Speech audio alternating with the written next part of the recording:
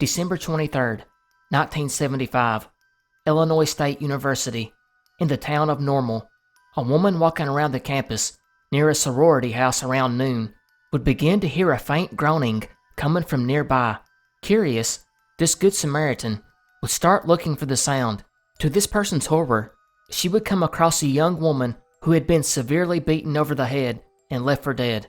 The Good Samaritan would then run to a phone to call 911.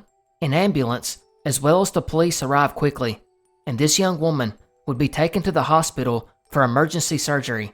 Meanwhile, police would find her ID, and they now had a name, that of 21-year-old student Carol Rofstad. But tragically, Carol would succumb to the beating 12 hours later, on Christmas Eve. Now as the university and community grieved, pressure would mount on the Normal Police Department, who, according to some, blew the investigation from the get-go, which we will discuss in a bit.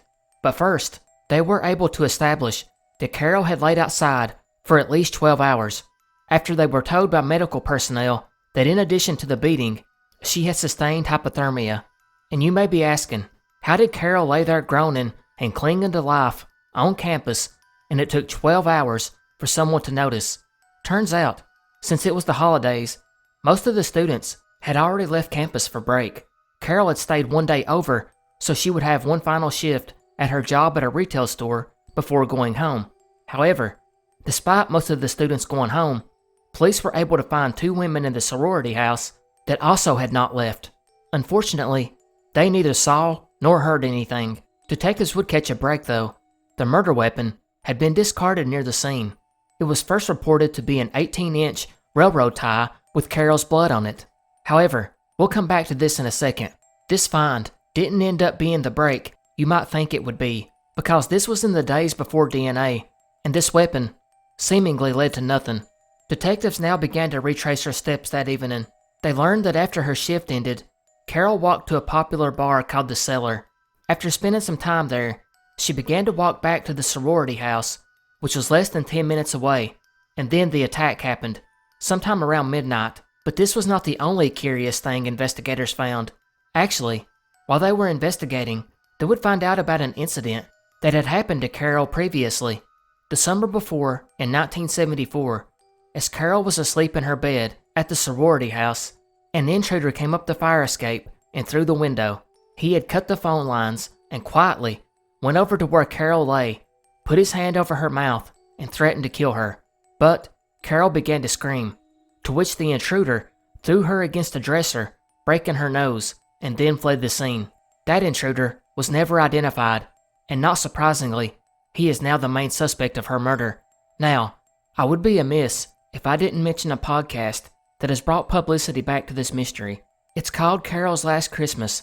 Created by Nicole Roach, the team includes a retired Chicago homicide detective named George Seibel, who was contacted by a sorority sister years after the murder went cold. The retired detective now runs a unit called the Institute for Cold Case Solution, and he dove into Carol's case. The sorority sister would state her belief of who she thought had killed Carol, and then shortly later, another sorority sister called the detective and reported that the same man was probably responsible. But what if this guy just wasn't liked by these two women, and maybe they were trying to tarnish his name? Well, Detective Seibel would find 25 additional people who all pointed the finger at this one unnamed individual. Seibel would spend over a decade putting the case together, and although he never mentioned the suspect's name publicly, he did state that when he worked for the Chicago Police Department in 1976, he was asked by the police department in Normal to check out an address of the suspect for the case, the same one they were investigating now. And here's where it gets interesting. When Seibel took in his file of over 50 pages of documents with 200 plus interviews about the case, the Normal Police Department stated that this suspect had already been ruled out. Now why that is up to speculation. There's a claim that he was ruled out because he passed the polygraph, while research by the podcast found that no polygraph had ever taken place, nor was this man ever interrogated.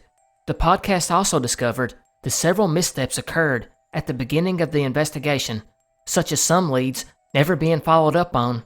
And remember how I said I would come back to the murder weapon, that of the cross tie? Well, It was Nicole and her team that cleared up the misreporting that a railroad cross tie was used. Instead, they have pointed out that it was just a long piece of wood that someone would have used in a fire, which makes sense considering a cross tie weighs about 150 to 200 pounds. Another dumb move early in the investigation was the fact that they ruled out sexual assault despite finding her with her pantyhose and underwear down at her ankles. The reason it was dismissed? Because nurses told police that she did not need to be checked for an assault because she was menstruating. Yeah. So to this day, no one knows if an assault occurred or not. But the dumbest move was the normal police department would actually loan the murder weapon out to an Illinois State University professor, where it was put on display and was then lost by police later on, although they have claimed to have found it again. As far as suspects go, there's never been one publicly named by the police, although Nicole and George Seibel have their own thoughts about that. And if you would like to get a more in-depth view of this case, you can check her podcast out at carolslastchristmas.com.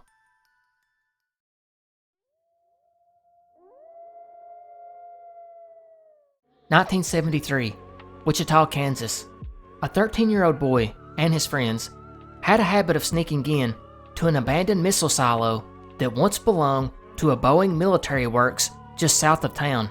To do this, they would have to climb the old silo and go through a trap door to get up to the roof, where they would then capture pigeons in hopes of training them to become homing pigeons. Hey, this was the days before the internet. Anyways, one night when they went out, the sky was lit brightly by the moon, and when they came up on the silo, they seen at the top what they thought was a large, ominous figure on the roof. I can only imagine they assumed their eyes were playing tricks on them as they slowly made their way up to the silo, but what they saw would surprise them. They noticed the mysterious silhouette was actually a very big dog, which rose onto its hind legs in one smooth, startling movement. The boys whispered amongst themselves, and the creature overheard and growled at them. The teens met up and decided that since it was during the day, they were brave enough to go back to the silo. But when they did, well, they found a disturbing scene. That was total pigeon carnage inside the silo. There were destroyed birds and beaks found everywhere.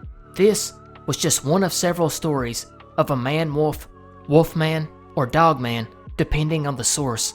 I cannot find if it was the original Kansas sighting or not, but it was the earliest one I could find. The sightings after this kinda drop off afterwards, and strangely, pop back up in the 2010s.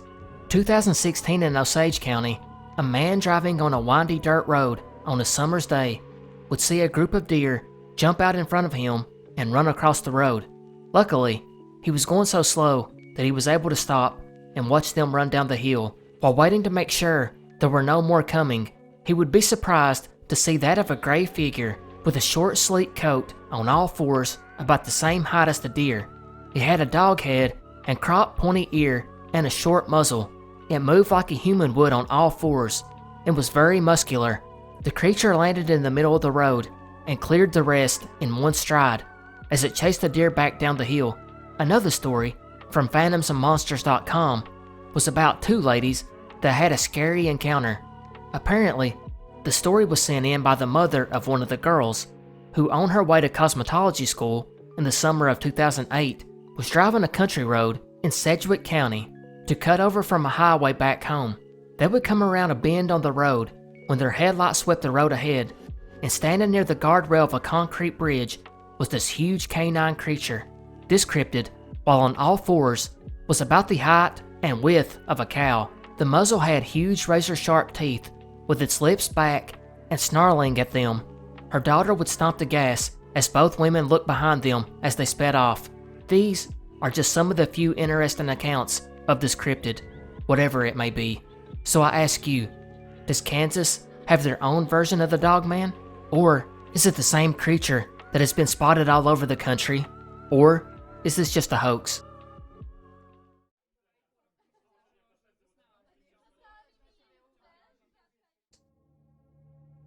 April 17th, 2009.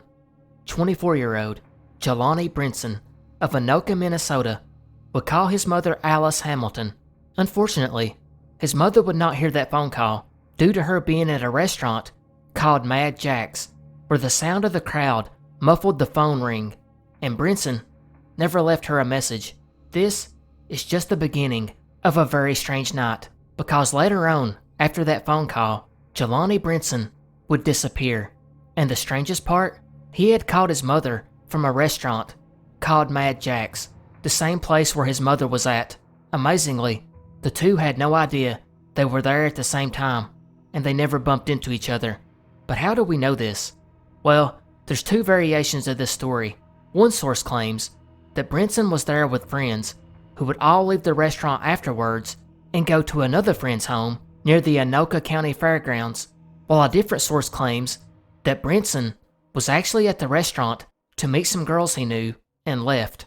He then stopped at his brother's before going back home. He then headed back out to meet the girls again, but changed his mind and went to a party near the Anoka County Fairgrounds. At this party was two co-workers or friends and one of their brothers.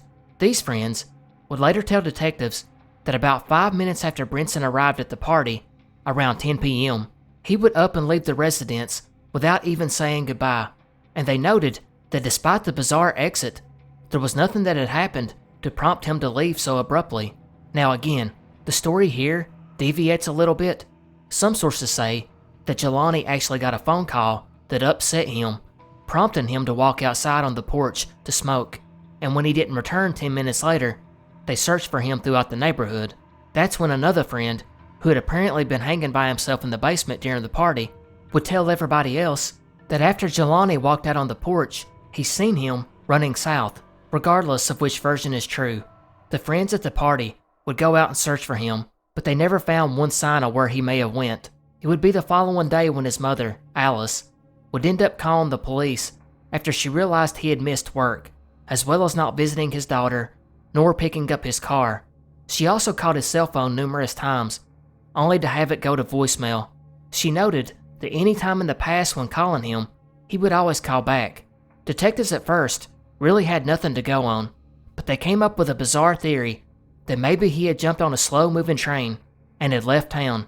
But after everyone that knew Brinson stated that this was out of character, they were forced to rethink the situation. They looked deeper into Jelani and realized he had a clean record, and there was no sign that he was on drugs or that alcohol had played a role in his disappearance. The following day, the 19th, his mother and dozens of others began to search the area with police and 3 search dogs. It didn't take long to find Jelani's winter hat and one of his new tennis shoes on the other side of a neighbor's wooden fence near the railroad tracks, just across the street from where he was last seen. The other shoe would then be found south of the tracks. Search dogs would then follow his scent from his friend's home to an area about 1.5 miles west. That trail ended about 100 yards behind a bar. The family and the police were then able to view that bar's security videos, which strangely never picked Jelani up. Emergency responders now began to search in and around the Rum River, which ran through Anoka, and it would be almost a week later on the 25th when an employee of the Green Haven Golf Course in Anoka would find Jelani. He was floating in the shallow pond on the course. The location was about 1,500 feet from where he was last seen across the street and over from the railroad tracks. Of course, he did not have his shoes, but strangely, his socks were clean. Investigators have stated that this means he was placed there and did not go alone. However, when the medical examiner was brought in, an autopsy could not find a reason for the death. There were no marks on his body. He had not been injured, nor had he suffered any trauma. Foul play was ruled out, and there were no drugs or alcohol in his system. There was also nothing like a heart attack or brain aneurysm. And finally, he didn't drown. He still had his wallet, so robbery was ruled out, and there was no sign of a fight where his shoes and hat had been recovered, and his friends were fully cooperative, and that's pretty much it. Over a decade later, and we still have no idea how Jelani died, or how he ended up in the pond, or why his shoes and hat were left behind. The case is extremely weird, which has brought all kinds of even crazier theories out. They range from alien abduction to supernatural occurrences. Then, there's the simpler theories that, well, have all but been ruled out. First, there's the theory that was passed around online that he could have taken a drug called GHB, which could have confused him and caused him to leave and go in the wrong direction and fall in, but still, he didn't drown, and no drugs were detected. Secondly, with the thought that it was suicide, which was quickly ruled out since he had shown no signs of depression, loved his child, and was said to be a very religious young man. And even if it was suicide, how did he do it? Another theory was that he died at the party and someone panicked and left his body in the pond. But the weird part that kind of rules that out was his body was not floating around the pond. In fact, he was found with his feet resting at the bottom, like he was standing up. He was anchored to that place, which would seem odd that someone would walk out and just stand him up like that. And again, everyone at the party has been ruled out. Finally, we have the homicide theory again, one where no method of killing was ever detected. And this is where we get the crazy smiley face killer theory. I'm sure you have heard of it before. It alleges that 45 young men found dead in bodies of water across the Midwest from the 1990s to the 2010s did not accidentally drown, but instead were killed by a serial killer or killers, and the bodies are always found near a graffiti of a smiley face, which is like the killer's calling card.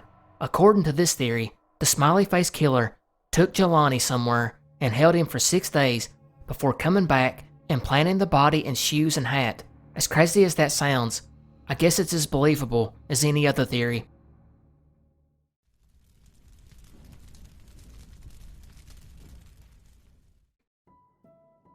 Midnight, July 31st, 2011. An emergency call would go into dispatchers in Norwalk, Iowa about a fire in Greenfield Township, which was just south of Des Moines. 5 different fire departments would respond to the home between midnight and early the next morning. After battling the blaze for hours, the firemen would enter to look for the home's occupants, that of 79-year-old Bill Wood and his wife, 72-year-old Kaidena Wood, or as she went by, Kay. Strangely though, they did not see either one of them. Since the couple was not in the home and the truck was missing, everyone assumed that the home had burnt down while the couple were gone, even though it was midnight. However, police were alerted and an attempt was made to track down the couple's whereabouts the day before. They quickly discovered that the couple had been seen at a mid-morning Saturday auction house in Stuart, Iowa, about 50 miles away. The auction, as police discovered on a flyer, held everything from old guns and diamonds to Indian artifacts and fancy furniture, so it must have bewildered everyone involved when Bill's and Kay's red Chevrolet Silverado was found at luxury apartments in Kansas City, Missouri, about 2.5 hours away from the couple's home, and about a 3-hour drive from the auction. And just how did it get there? Well, neither Bill nor Kay could be found. In fact, detectives in Kansas City would talk to witnesses from the apartments and found that a man in his late 40s to early 60s with a slender build, short gray and white hair, military crew-like haircut, between 6'2" and 6'6", was actually driving the truck. Neither Bill nor Kay was with him. They also found out that the truck had been parked in that spot since before the house fire. It's here that we would actually find out about the sad fate of Bill, because that same day, as arson investigators combed over the scene, in addition to discovering the fire had been started on the porch, they would also find a body in the charred remains of the home. Unfortunately, it couldn't be identified, but DNA testing eventually revealed that it was indeed Bill, and furthermore, the lead detective would now state the fire was suspicious, which most people had already assumed by this point. Meanwhile, in Kansas City, detectives were running down leads and were looking for a person of interest seen entering into the apartment building. But it wasn't until a month later that Bill, well, it was announced he had died from multiple gunshot wounds. Now the case was officially listed as a murder. But another question still remained. Where was Kay? Bill's family believes it was a robbery gone bad, as the couple would often buy expensive antiques that are very rare, and they believe that whatever transpired started at that auction house in Stuart.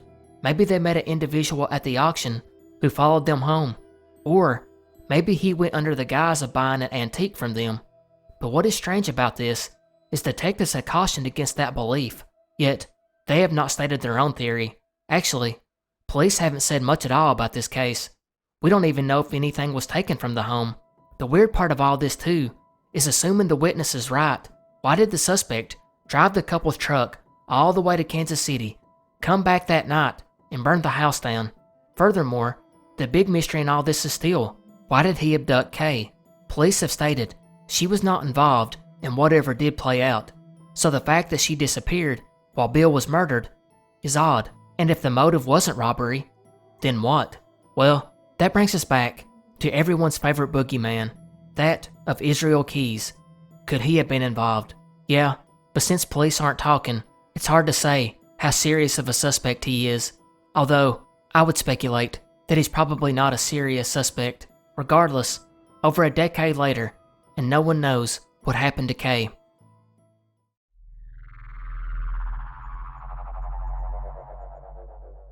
Since these first few mysteries have been particularly dark, how about we lighten it up? On the evening of October 23rd, 1965, near Long Prairie, Minnesota, a man named James Townsend was driving out and about when he was slowly rode to a stop after noticing something particularly odd in the middle of the road, that being a large upright rocket. No joke.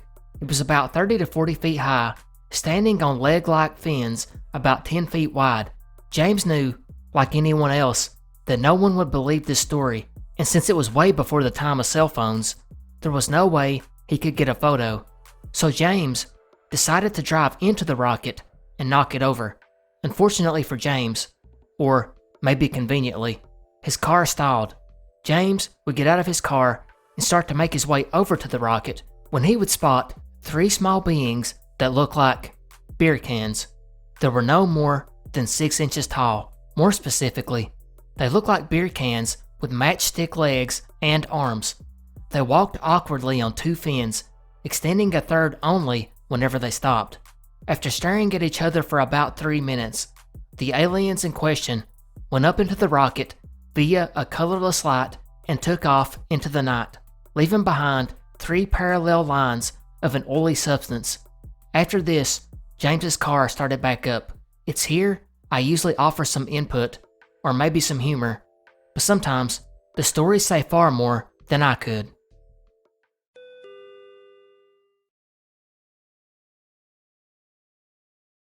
March 10th, 1997, Leah Rowlands would go into her shift at a local gas station. The 41-year-old had just recently gotten divorced, and with her 2 children, moved to the small town of Cozad, Nebraska, and she was putting the pieces of her life back together after an abusive relationship. She had now gotten a new boyfriend, and things were looking up.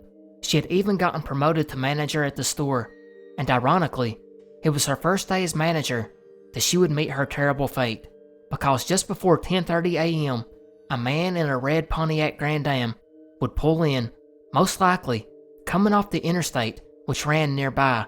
He would walk into the store barefooted and with dark sweatpants, which he had hiked up to his knees, and a black or gray hooded sweatshirt with a bomber-style leather jacket. He would wander around a bit before grabbing a bottle of soda from the cooler, opening it, and took a drink. He then approached the counter and talked to Leah.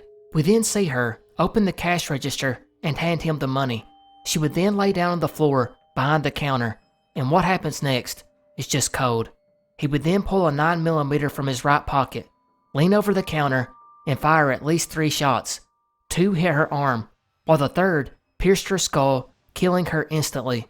The man would then calmly walk out with his soda, a pack of cigarettes, a lighter, $150, and a full tank of gas.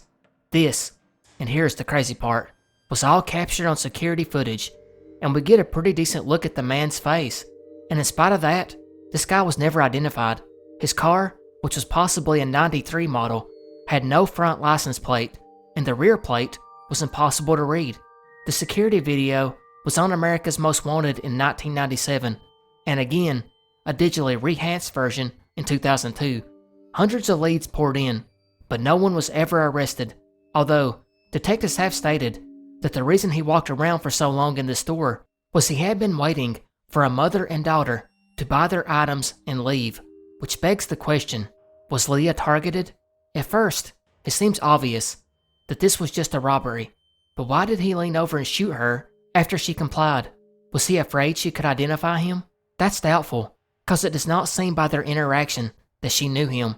Not to mention, why was he not worried about the security cameras if that was the case? Because at one point, he stares directly into the camera in an almost taunting type of way. Secondly, the shooter left almost a full set of fingerprints from the pump to the counter, which unfortunately matched nothing in the database. Likewise, the ballistics showed that the gun didn't match any other crime on record. That's where this theory comes in that Leah's brother has argued since. He believes Leah was killed in an organized hit, paid for by her abusive ex-husband. And to her brother's credit, police have speculated that the motive could have been more than robbery. It could have been a planned murder. Although, they have not pointed the finger at her ex. They have stated that it was likely committed by someone passing through the area via the interstate and had no connection to the town that would aid in identifying him.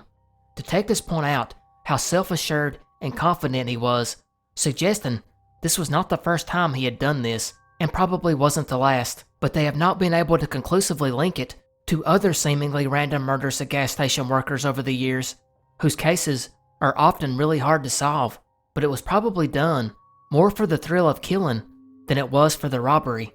Leah's brother, on the other hand, believed that her ex, who owned a restaurant on the Virgin Islands, was still bitter about Leah divorcing him and taking a considerable amount of money, along with the children.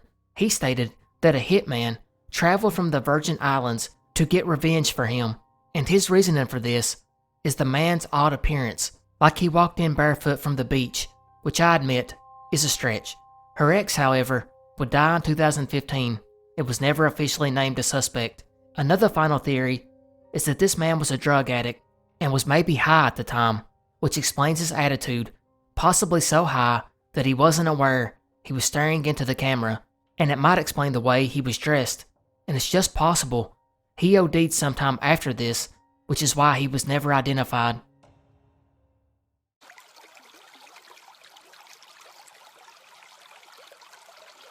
The Miniwashitu, aka the water monster of Missouri River, is a terrifying hairy cryptid that is alleged to travel up the Missouri River in central North Dakota.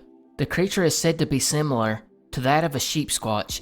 It is bipedal, about 7 to 8 feet tall, and has a tough bison-like hide and red fur, although some descriptions are closer to that of a reptile or serpent. It has a single eye and a bison horn above this eye, and elk-like hooves, human hands, and a jagged and spiny backbone like a chupacabra. The natives to this area, such as the Mandan tribe, state that the creature is more active in the warming months of spring.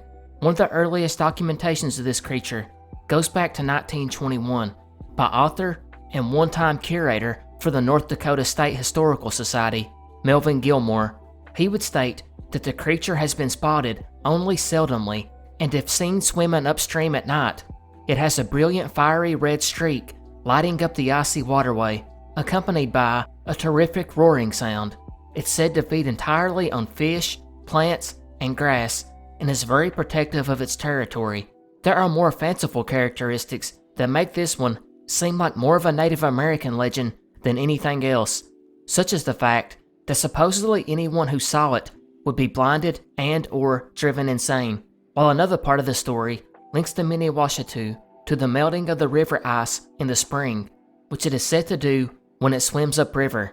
And although this one seems more like a legend, stories in the Miniwashitu predate the Europeans colonizing America, meaning this story has been passed down for centuries, so it's just possible that the original story could have been based on an animal that went extinct. In fact, the man that told Melvin Gilmore about a sighting was only a second-hand witness, and that was the last one ever reported. So was this just some fanciful tale that a native in the area whipped up? Or could it be based on something that actually existed?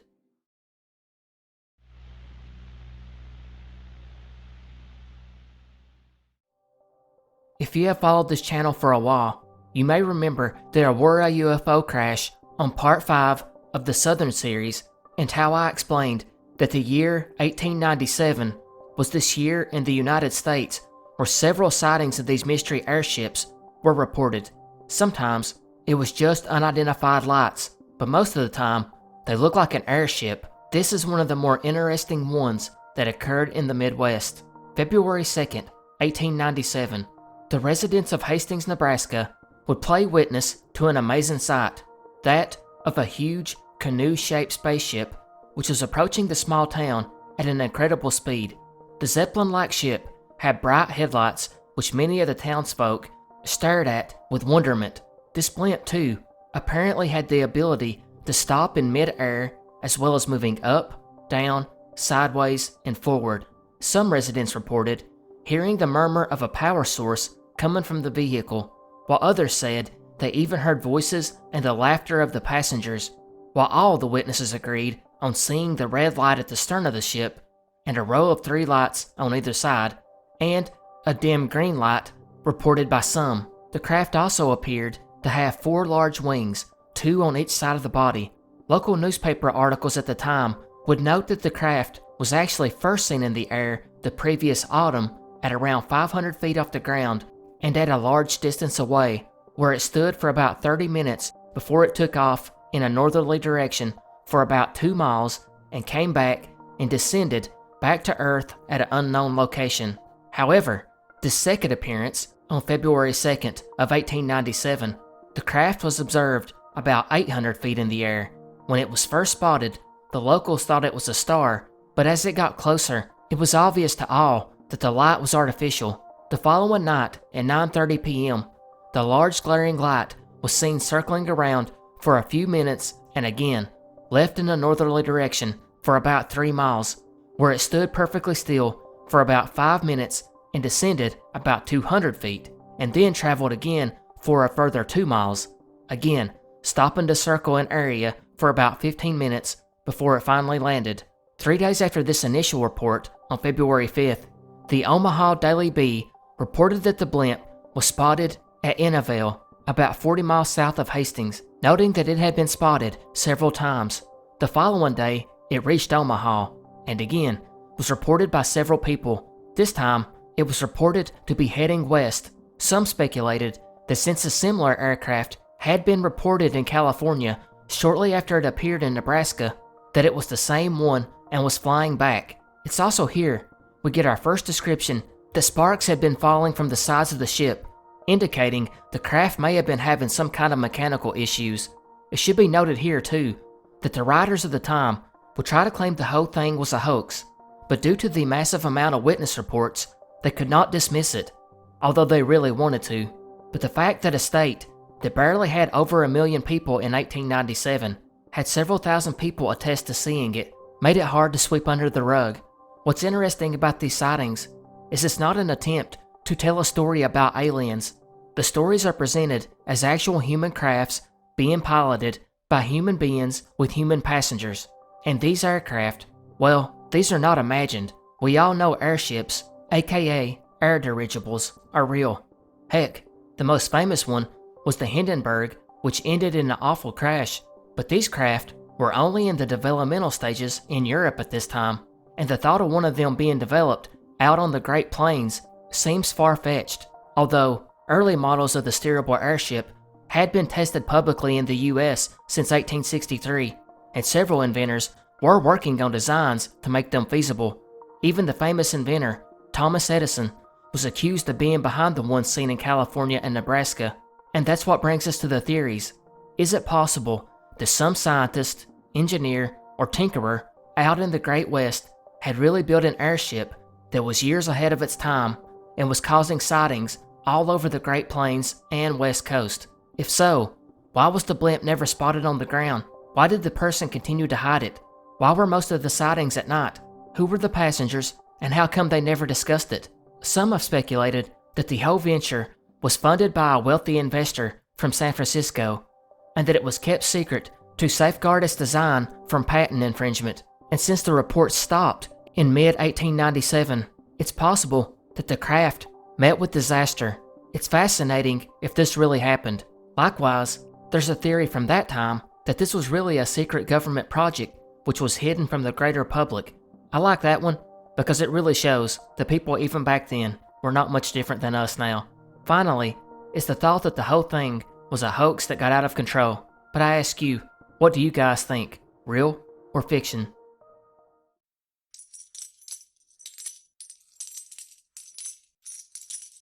The French and Indian War of 1754 to 1763 pitted the French and their Indian allies against the mighty British Empire, whose colonies had a population of around 2 million, while the French colonies were way smaller at 60,000.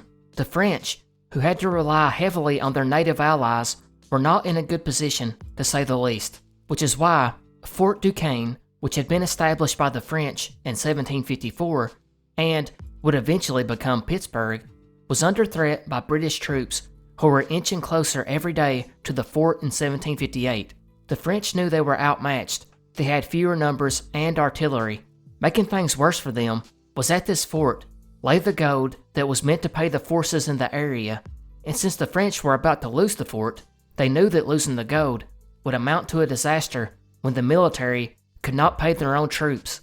It's for this reason 10 men were ordered to pack up the gold onto 16 pack horses and move towards Fort Detroit to hide it. The men would depart, and depending on which source you believe, French scouts seen British forces up ahead closing in, or native scouts told these men that the British were closing in from the rear. Regardless, they knew they could not outrun them, and they had been told if trouble arose to bury it quickly, so they had to bury the gold fast, and in a way, they would know where it was. After successfully hidden, the British finally closed in and killed or captured all but 2 of the 10 men. Now, this was supposed to have taken place somewhere near Minerva, Ohio, and the story would have been lost if not for the nephew of one of those 2 surviving French soldiers who had found his uncle's journal in 1829, some 70 years later. That same journal also listed the clues to find the buried treasure. The clues stated that it was buried near 2 springs, with one of these being a half a mile to the west of where it was buried. In this area was a deer carved on a tree and another tree with a rock in its branch. Finally, there should be shovels buried in the ground beneath the fallen tree, and just 600 steps to the north where these shovels are buried is supposed to be the location of the gold. However, the nephew would never find it, nor has anyone in the past 200 years that has searched, although, crazily enough, all of the clues have been found.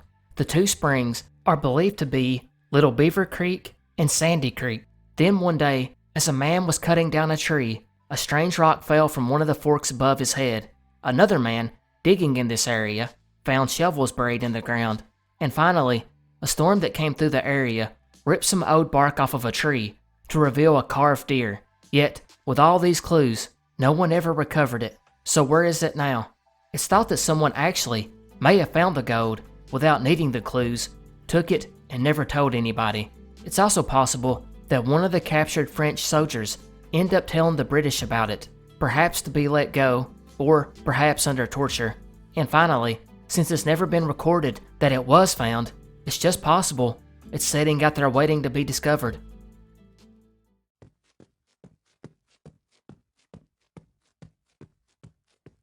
July 28th, 1984, Oklahoma City, Oklahoma. 33-year-old Judy Weichert would get up early in the morning to go on a jog through the quiet neighborhood of Surrey Hills.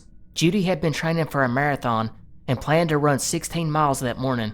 She had recently even competed in a marathon in Dallas and had won one in Edmonds. She had left the house at 7:30, and usually her husband Steve would go with her, but this morning he decided to sleep in. We only have a vague picture of what happened over the next 2 hours, but what we do know was that it was tragic, because at 9:45 a.m., a woman and her daughter would come across Judy on the side of the road. She'd been left nude to die in a field. The details were awful. She'd been sexually assaulted and stabbed repeatedly, but Judy was tough, and despite being stabbed 23 times in the chest and neck, she would drag herself 50 feet through the field and under a barbed wire fence to get as close to the road as she could. Unfortunately, she had made it to some tall grass, which delayed anyone seeing her for up to an hour. When the mother and daughter pulled over, one would stay with her while the other drove up the road in a hurry to get to a payphone. While waiting on an ambulance, Judy would describe her attacker and his vehicle to the woman who was sitting with her, and amazingly, Judy survived until the emergency services reached her. Actually, she even survived the ride to the hospital and then into the operating room, but her body gave out at 1 p.m. The surgeon would tell her family they simply couldn't get enough blood to her. Law enforcement's first response was to issue caution to women jogging alone, and a $5,000 reward was posted for information leading to an arrest, and the police department were actually pretty confident it could be solved quickly. Actually, they assumed, like most cases, that her husband Steve was responsible, but it didn't take long to rule him out based on Judy's description of the man and vehicle, as well as this taking place right off the highway. It seemed someone would have had to see something. Detectives worked hard on the case for the first year and got several tips from the public, somewhere in the amount of hundreds, but the case went nowhere. By the second year, tips began to slow to a crawl, and the task force was reduced to 2 detectives, but the task force had used Judy's description to canvass the area the first year of the investigation, and by the start of year 2, they had a handful of individuals that fit the suspect. They also interviewed more than 1,000 persons of interest, and more than 350 of these were interviewed under the assumption that they were possibly involved, while 400 of the people interviewed owned a faded blue Volkswagen Beetle, which is what they were pretty sure the suspect had driven. As far as the suspects go, there was a white male in his late 20s to early 30s seen in the area the day of the murder. He was described as being suspicious looking, and he was between 5'10" and 6 foot, with a slender build and muscular arms, long wavy dirty blonde hair with a scraggly beard and a large nose. He was also said to have had a circular tattoo on his left shoulder, which Judy could not make out. Because of the assault, the man had left physical evidence. Testing at the time was limited, but it was found that the man had a rare blood type that was found in less than 1% of white males. Police were excited, as they thought this would be just what they needed to get their man. Unfortunately, that was not the case. By spring of 1985, the Oklahoma City Police Department would reach out to the FBI's Behavioral Science Unit to help draw up a psychological profile. This was making history in Oklahoma, as it was the first time this had been requested in the state, which shows the difficult time investigators were having. Detectives assumed it was probably not the suspect's first crime, maybe not even his most recent. They began to widen their scope. Soon, it was learned similar murders had happened in other parts of the country, specifically Pomona, California, Vegas, and Fairfax County, Virginia. Murders on both coasts. The victim in Fairfax County, though, had survived, and in this attack, brown hair was recovered, not blonde. Yet detectives were still not ready to rule out that they were connected. However, this is when the investigation would take a frustrating turn, because in 1985, less than a year after Judy's death, another woman in Oklahoma City would walk into her apartment one day only to interrupt a burglar. This man would then stab her and began to sexually assault her before fleeing the scene. The woman amazingly survived, and long story short, a man named Jeffrey Pierce would be charged and convicted for it. In spite of the fact he had several alibis at the time of the assault, detectives in Judy's case would claim that Pierce was responsible for her murder, and they stopped investigating it. However, the key testimony in Pierce's case came from a forensic chemist named Joyce Gilchrist, who was eventually found to have falsified evidence in numerous cases over her 21-year career, with 12 of these leading to executions, which is just insane when you consider she never even got a punishment for it. But one of these cases was that of Jeffrey Pierce. In 2001, the conviction was overturned and Pierce was cleared of the assault, which meant for the past 16 years, no one had been investigating Judy's murder. This was just a sloppy investigation all around.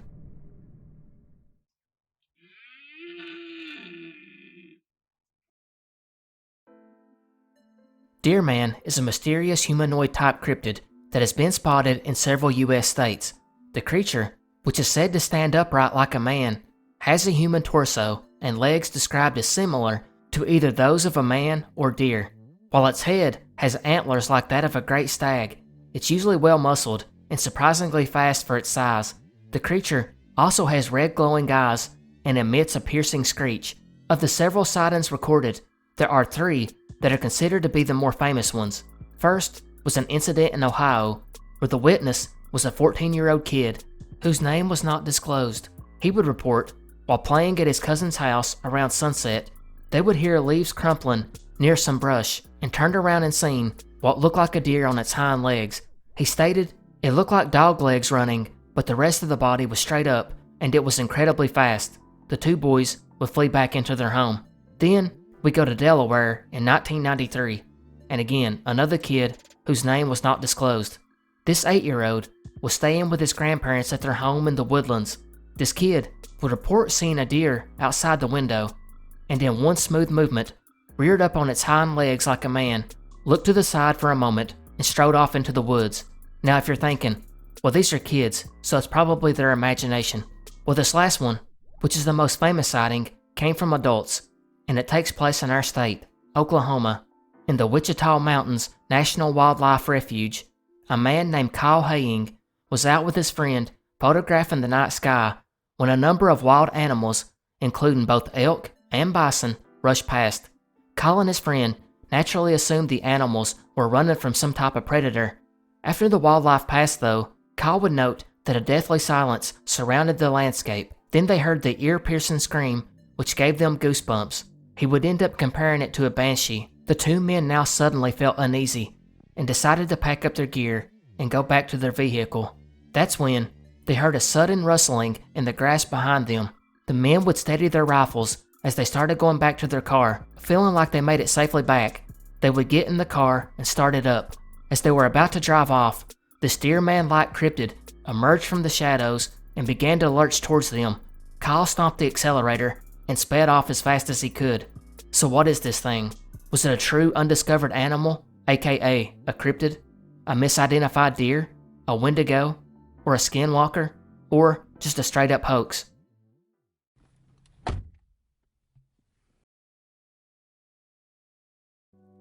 September 21st, 1990, 21-year-old Veronica Blumhorst of Mendota, Illinois, would leave her job at the grocery store at 1:05 a.m. and make the short drive back to her parents' home 4 blocks away. Strangely enough, it was the first time in weeks that Veronica had worked the night shift, as she had been recovering from mono. But this night, she felt sick again, and she decided to leave work early and go home to get some rest. So it was here she pulled up in the detached garage, locked the driver's door, closed the garage door, and exited the garage. The next morning, her adoptive father would get up and go into his job, but when he got there, he would get a call from his son, who would state that Veronica was not home, which immediately struck out as odd to Paul, because Veronica had intended to take her younger brother to school that morning. Paul, who was a firefighter, would return home at 10 a.m. and walk through the house, calling out to her. He then checked every room, including the attic and basement. Not knowing what to do, he would call his wife at work to see if she knew that Veronica had came home the night before. She would tell Paul she had woken up at 2 a.m. to see that Veronica's car had made it into the garage, as she could see it through the window. However, she did note she didn't remember hearing her come into the home. Paul now went to the garage to inspect the car, and everything seemed normal. About this time, Veronica's boyfriend Jeff showed up looking for her, or some sources say that he called. Now Paul was starting to fear the worst. He would then drive over to his other adopted daughter's house to check with her sister, who told him that Veronica had a doctor's appointment that day and that she had plans to go with her, but Veronica never called. Now it's at this point that something a little strange happens. When Paul arrives back home, the police department was there waiting. Veronica had been reported missing, yet Paul did not know who had reported it. It ended up being Veronica's boyfriend. Now everyone started searching. Luckily, since Paul was a firefighter, the entire department came out to help, along with volunteers from out of town. But the search proved fruitless. As the day wore on, it started to slow down, and the whole thing was over in about 2 to 3 weeks. It's like she vanished into thin air. Somehow, between exiting the garage and walking to the front door, she disappeared without a sound, and without a trace. Her keys, purse, clothing, as well as the VHS tape she had been carrying, were never recovered.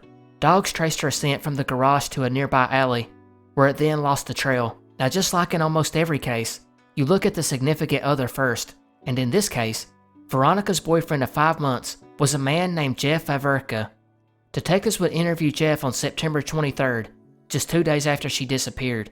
He would tell police he thought she may have called him at 9:30 p.m. on September 19th, just 2 nights before her disappearance, to tell him she was going to the doctor the next day because she was pregnant. He then went on to say it was possible he picked up Veronica that night and got into an argument with her and pushed her, and that she got, quote, hurt real bad, end quote. And he further stated that on the night she disappeared, he wasn't sure what had happened. However, Jeff was released and never charged. And you may be angrily thinking, what? What the heck? How was this guy not investigated more? Well, unfortunately for Jeff and detectives, he had actually been injured in a prior motorcycle accident, which impaired his memory as a result. And this wasn't some scheme where he was playing dumb to trick law enforcement. He had legit neurological problems, which was verified by medical experts, and the fact was, his word just wasn't reliable. His father's residence would be searched a year later though, but nothing was found, and no evidence ever linking him to her disappearance ever came up. The FBI would actually come in early on this case, and are still actively investigating it, actually contacting the family in September of 2022. Although no suspects or persons of interest were ever named, they have stated they believe she voluntarily got into the car of someone she knew after she parked her car in the garage. As far as suspects, it's divided. Some think Jeff, but he didn't really have a motive. He wasn't abusive, nor mean to Veronica, and they were planning on getting married. Others believe, however, it could have been him, while others point a hand at law enforcement. Veronica had dated a police officer in the past, but she dumped him because he was possessive and domineering after just a few dates, which he did not take well. Some would even say he was a stalker, and it frustrated the family. He was allowed to help investigate, while another lead was that of a police officer that lived beside the Blumhorst. This officer was said to be having an affair with a neighbor, and some believe that neighbor was Veronica. So it could be that Veronica walked to his house after getting home that night, which could be why the investigation never went anywhere. Of course, that is all just speculation.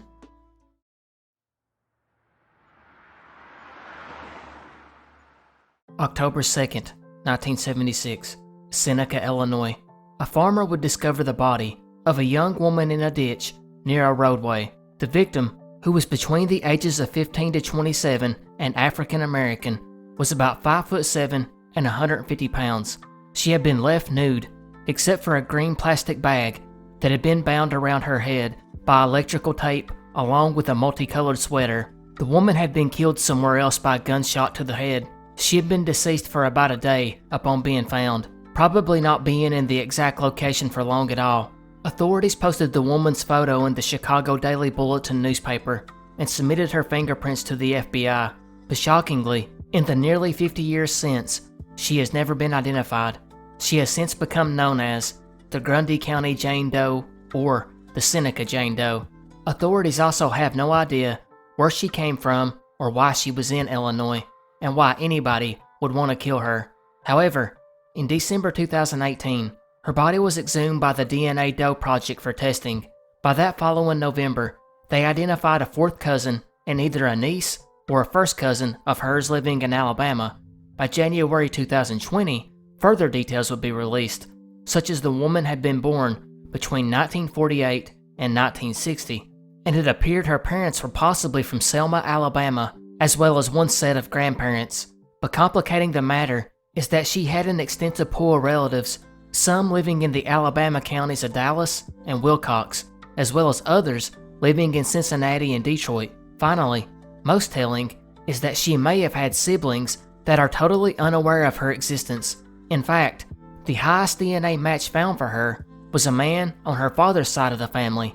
Unfortunately, that man has very little contact and knowledge about that side of the family, so he was unable to help. This one is very active right now, and I really hope we can give this woman a name soon.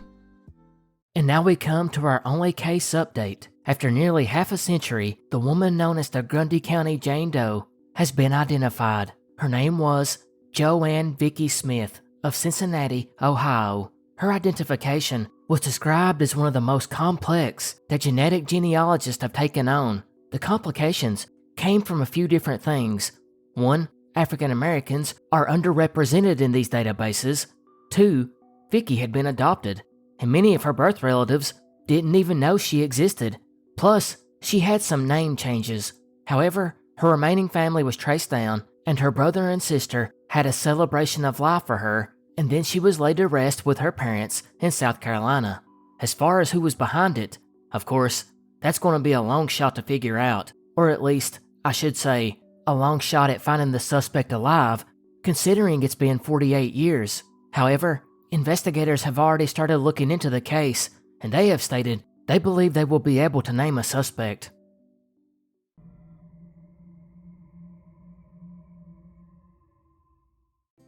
Lake Mills is a small town in Wisconsin that plays host to this next interesting mystery, because for decades, people have searched for conclusive evidence that pyramids sit at the bottom of Rock Lake.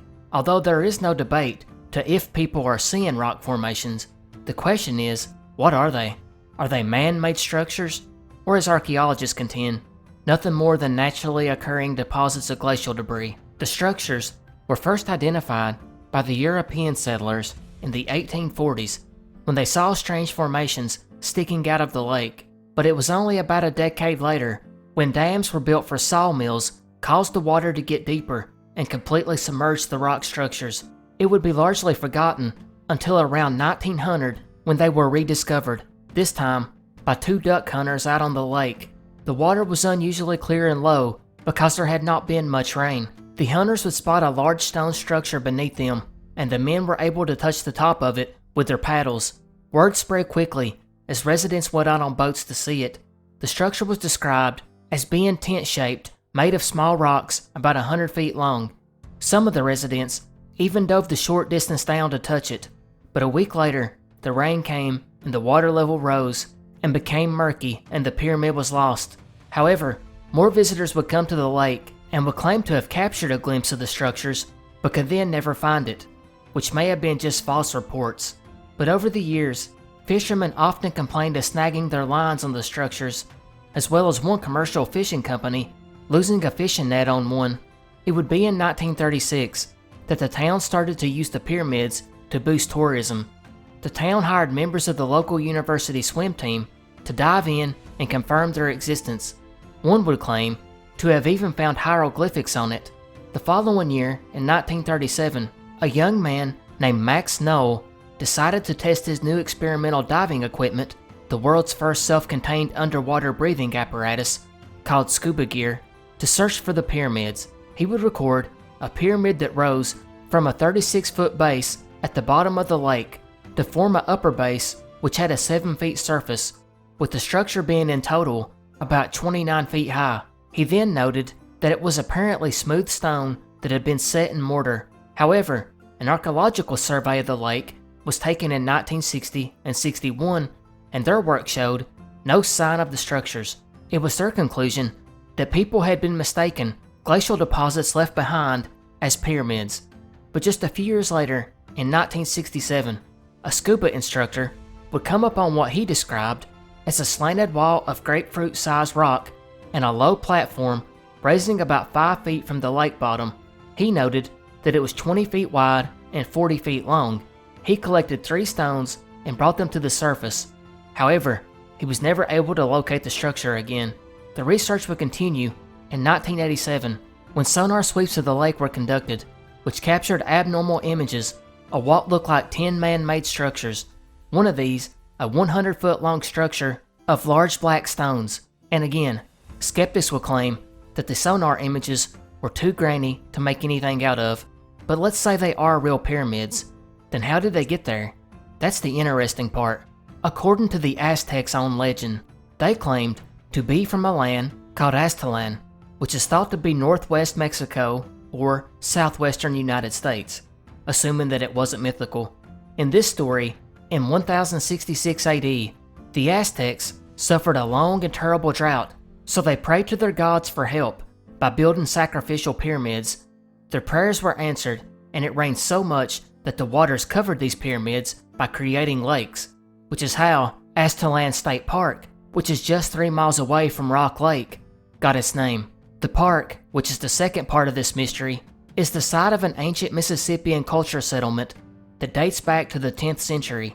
The peoples here constructed massive earthwork mounds, and the first European settlers in the area connected the site with the story of the fabled Aztalan of the Aztecs. And although there is evidence of human sacrifice, as well as the remains of a young woman found in a burial mound adorned with beads coming from as far away as the Gulf of Mexico, we do know for sure that this was not an Aztec settlement.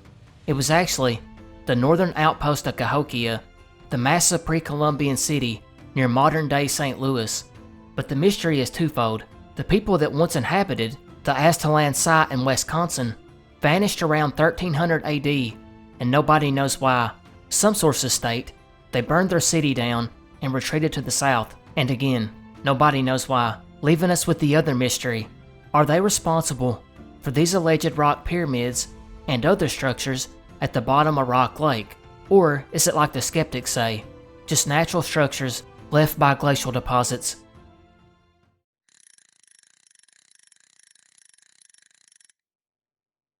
July 1st, 2015, 29-year-old preschool teacher Alicia Hummel would set out from her home to Myron Grove Boat Ramp in Vermilion, South Dakota.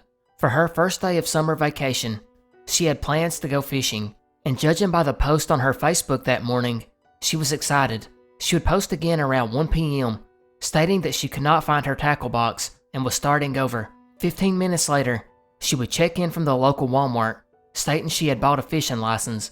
About 10 minutes after this, she would text someone about the old man who sold her the license, saying he hoped she caught a big one. And it's here when things go bad.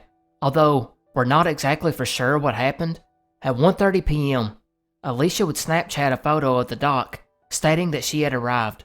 She then apparently texted a friend at 1:45 p.m., stating that she had just seen two people having sex in a car. And this next part has varying accounts, and it is super important either way. But some variations of this story claim that just 15 minutes after that text, she was found deceased in the water by a game, fish, and parks officer. Other accounts say that this officer did not find her until 3:30 p.m., 2 hours later.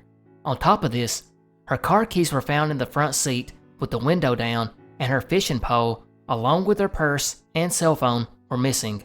And oddly, a pair of shoes that most likely belonged to a restaurant worker were found at the scene. Yet, if those are connected, is unknown. By 5:20 that evening, she was reported missing by her family, who would get the notification of her death by 10:30 p.m. that night. Her body would be taken in for an autopsy, which revealed she had drowned. So this was just a terrible accident, right? Not hardly, because in addition, she had injuries to her head and a cut on her neck, which led to a determination that she had been murdered. In fact, that cut was specifically said not to have been caused by an accident, like a fall. It was from someone who intended to do her physical harm. The sheriff would not confirm, however, if she had been sexually assaulted. Even stranger to the case, her purse, which was first considered missing evidence, was recovered about a year later on a sandbar in the river. Her credit cards were also found, which ruled out robbery. Her cell phone and fishing pole were still missing. However, the phone would be recovered later on, but police never stated how or when. And in what seems shocking, this case has remained unsolved for 8 years. They have received hundreds and hundreds of tips, but not one suspect or person of interest. Although, the Clay County Sheriff's Department has pointed to the sighting of a dark-colored car with tinted windows and a loud exhaust seen in the area the time she was murdered. This car was actually described as leaving the scene by the park ranger who found her, but that ranger was not able to get a license plate number, and neither he nor any of the other witnesses could even agree on the model of the car. That ranger would also be questioned, and he was cleared, and detectives also stated that they investigated Alicia's cell phone, which they never divulged what they found. But they have confirmed their belief that Alicia was fishing alone that day and had not planned to meet anybody. The other weird thing about this investigation is Alicia had told her friends that she had seen people at the dock that day.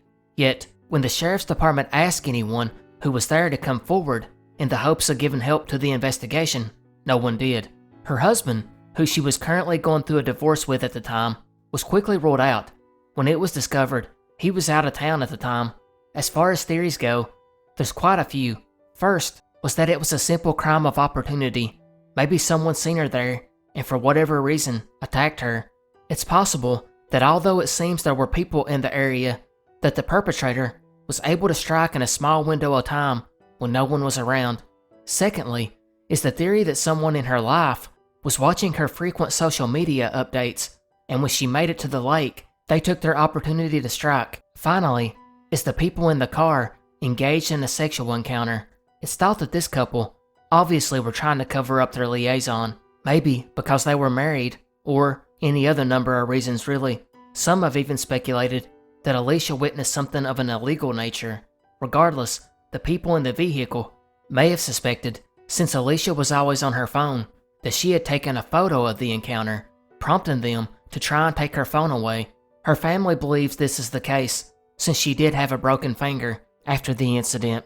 In 2022, the police would state they were following new leads and were now optimistic this case would be solved.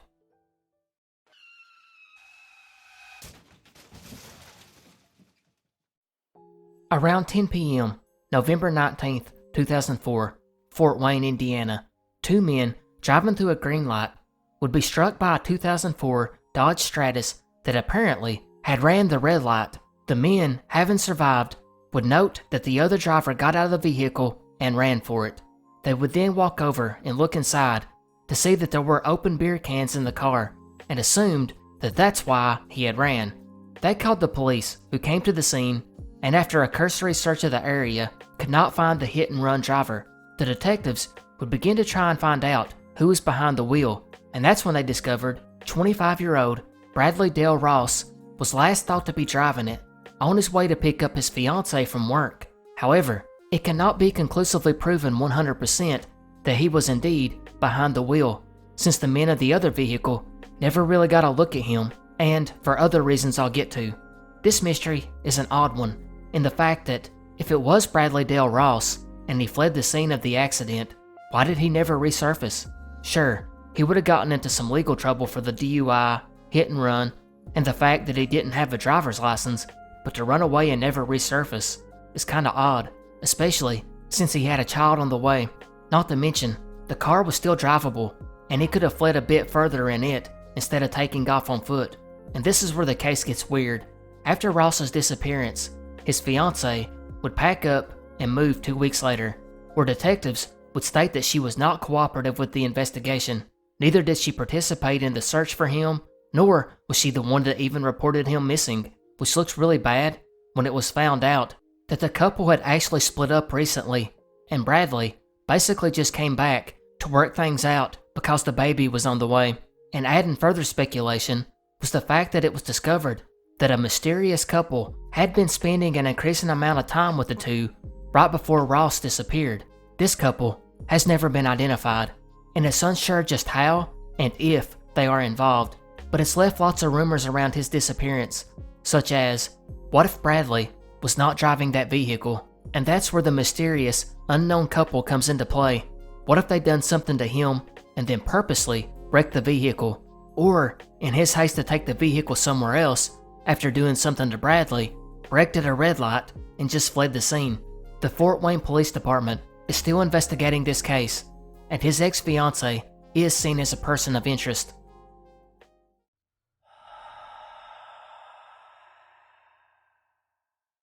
This next mystery is just a small kind of fun one. John Leary, who preferred to go by the name Jack, was a man who lived in Rapid City, South Dakota in the 1800s, but sometime during his work in a mine, John would unfortunately meet a terrible accident in the form of an explosion at the mine, and this accident would cost John both of his arms and one eye. In the absence of prosthetics, Jack was able to get hooks procured for him, which he then used as a replacement for his arms. And in a somewhat crazy decision, Jack decided that now that mining was impossible for him, he would instead become a police officer. And Jack would actually hold down a job in law enforcement for the next 41 years, where he eventually died in 1926 after he was hit by a car. Now, Jack worked the majority of his career as a night watchman in a downtown 3-story building, where he also lived on the upper floor. After his death, the restaurant on the bottom floor of the building would see, well, they often seen Jack. Actually, he was spotted so often by so many patrons that they eventually renamed the building Hooky Jack's. The building for years has had so many weird things happen, such as customers hearing footsteps overhead, seeing pool balls move by themselves, as well as chairs and tables, and reports of hearing a strange voice. Some people have even stated to see Jack walk around, or Jack looking out the glass doors. There were so many creepy sightings that many employees even refused to go to the top floor, or even to work in the building alone. Even after the restaurant was sold and renamed, security cameras would continue to pick up weird things, like lights flashing on and off when the building was empty. So, is this building haunted by the former watchman? Or is this just an urban legend? You decide.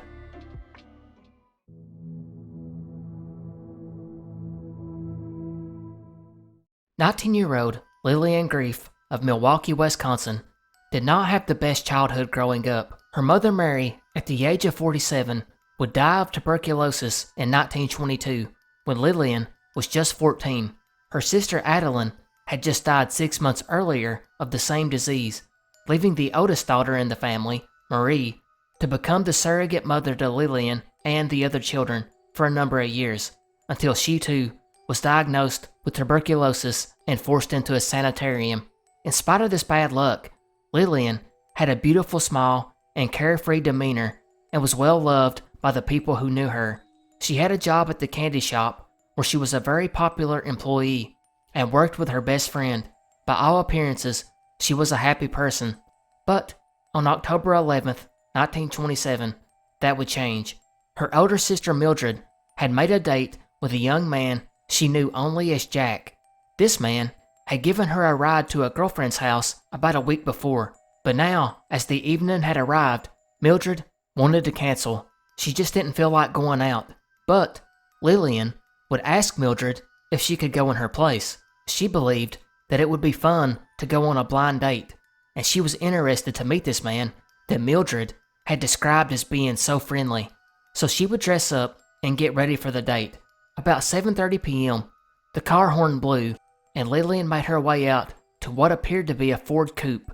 Little could her big sister know that she wouldn't be coming home that night. Authorities were alerted and a search began, but police had precious little to go on. And it wasn't until November 5th, almost a month after the date with Jack, that the terrible news came in. A highway crewman, inspecting a bridge over Fox River, spotted a woman's body snagged on some wires from a collapsed barbed wire fence at the river's edge. Police arrived to the scene to discover it was a young woman who had been savagely beaten and sexually assaulted before being dumped into the river. This young woman was Lillian. An autopsy would be done, and it was found that she had been strangled to death with her own scarf.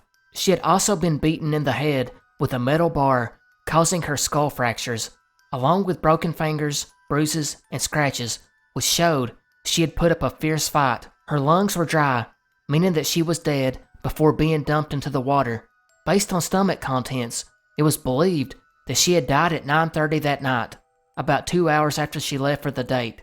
Her brooch, watch, and hat were also missing. Detectives theorized that this was the murder of a sadist, someone closer to middle age rather than his 20s. Now everyone began to wonder, just who was this Jack? Mildred would describe him as 5'8" and 160 pounds with dark chestnut hair and a very white complexion. He had large eyes and his hands were very white and soft. The largest manhunt in Wisconsin state history up to that point would begin. Soon, a lead developed, that of an older man around 45 who frequented the candy store where Lillian worked. He drove a Cadillac and asked her out on several dates.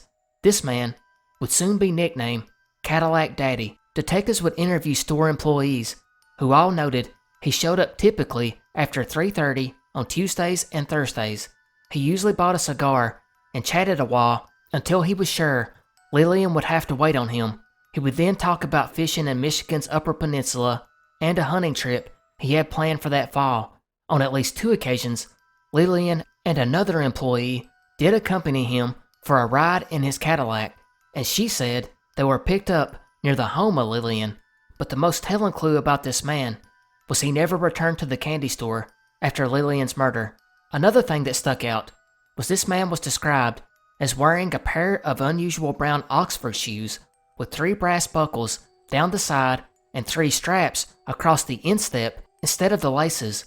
It was unique enough that detectives went to shoe stores and factories around Milwaukee looking for the maker of the shoe. Surprisingly, they found that no more than 40 or 50 pairs of these exact shoes were made in the US, but they still could not find this man, and theories began to vary. Now there was a rumor that it was tied to the Chicago underworld, while another cited a fight between occupants of 2 different vehicles was somehow linked to her death, while another rumor cited that she was killed by a man that hated her family. 50 officers would canvass the city looking for this man, and every owner of a Ford coupe in several surrounding counties were ordered to come into the police department headquarters to be viewed by Mildred, the only person who could identify Jack. Over the next few weeks, she would look at 7,000 people and never identified this man. Police would chase every lead up until 1938, but it was never solved, and the Cadillac Daddy was never identified.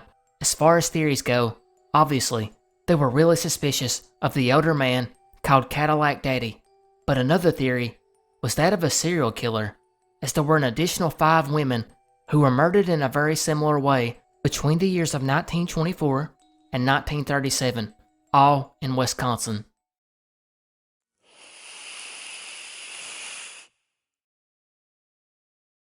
The python is one of the more well-known snakes of the world, mostly due to its large size, and contrary to popular belief, they are not native to Florida. It comes from Southeast Asia, but is now known as an invasive species in Florida, where it was first spotted in the 1930s. Luckily, this is the only U.S. state that has had a python population. Oh, that and Ohio. Wait, what? June 8th, 1944, near Peninsula, Ohio, a man named Clarence Mitchell was digging in his cornfield between a swamp and an abandoned bed on the old Ohio Canal. Over the past few days, he had noticed his dogs had been acting nervously, and on this day, when he was out working, he noticed they refused to follow him at all. He didn't think much of it, other than it was odd, but as he was hoeing the corn, he would look up to see the weirdest sight. About 15 feet away, the biggest snake he ever seen, sliding along easily and slowly in plain sight. He stood quiet and watched it for about 10 minutes as it slid into the river, swam across, and climbed out on the other side. He noted that the snake was thick as a human thigh and about 15 to 18 feet long with brown spots. He looked at the track it left, and it was as wide as a spare tire. It was then that a neighbor, Mike Bobachek, had 2 mules hitched to a cultivator plowing a field east of this river. He too would see the huge snake going east. Soon, the town would hear, and a hunt was organized to find the creature. It would be another 10 days later, though, when another 2 men working in a field just 2 miles north of the first sighting, that coming back from lunch, they found a single track that ran across the field. It was as big as an auto tire and went over an overgrown swampy canal bed to the river. This was no longer seen as a rumor, as more people came out to view the track left behind. Now, the town was determined to catch it. 2 mornings later, a fire siren screamed to let townsfolk know that a snake had been spotted at a house nearby. When volunteers got to the area, a woman named Mrs. Vaughn had seen the snake in the 2nd floor of her hen house. It was trying to get through a wire fence, but the lump in its belly would not fit through.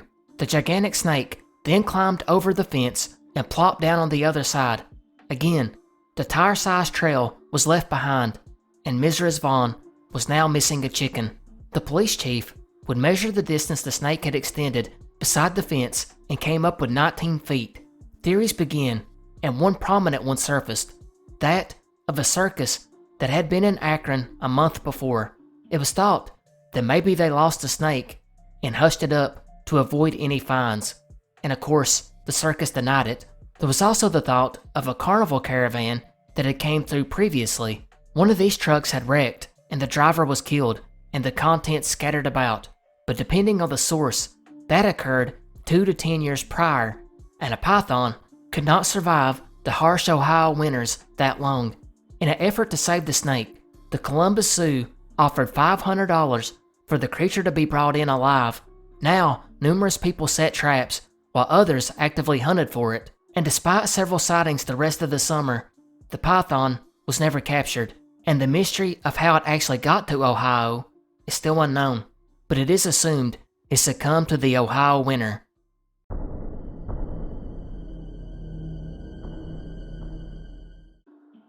This next one has very little info about it available, but it's gruesome and odd to say the least. I paraphrase now from the Illustrated Police News dated April 25th, 1895. A wealthy rancher named Converse met a horrible death at Sioux City, Woodbury County, Iowa on Wednesday, April 22nd, 1895. There is a maniac confirmed in Sioux City Lunatic Asylum who imagines himself as a vampire, and he is considered excessively dangerous. A close watch was kept on him, but he managed to elude the vigilance of the guards and escaped on Wednesday morning. Not long afterwards, he met Mr. Converse on the high road. He sprang at him and in a fury, bore Converse to the ground and literally tore him to pieces with his teeth. When Converse stopped fighting, the maniac fastened onto his neck and sucked the blood from the gaping wound. He then returned to the asylum, where his shocking appearance showed the asylum officials that something dreadful had happened. A search was made when the mangled body of the maniac's victim was discovered, mutilated almost beyond recognition. At first glance, this story sounds like something totally fictional, right? But if you recall, as recent as a few years ago, a man done something similar when he was experiencing a psychotic episode, one in which he thought he was fleeing a demon. Police would come up on him, gnawing at the dead man's face. And if you go back further, there was a similar attack due to a man being on bath salts. So it is possible that the man in this article had taken some kind of drug, or maybe he was just mentally ill. He was, according to the article, already in the mental asylum before the attack, so it is possible this story did happen. But I have to point out, the Illustrated Police News was a weekly newspaper that was one of the earliest British tabloids, known to sensationalize reports of murders.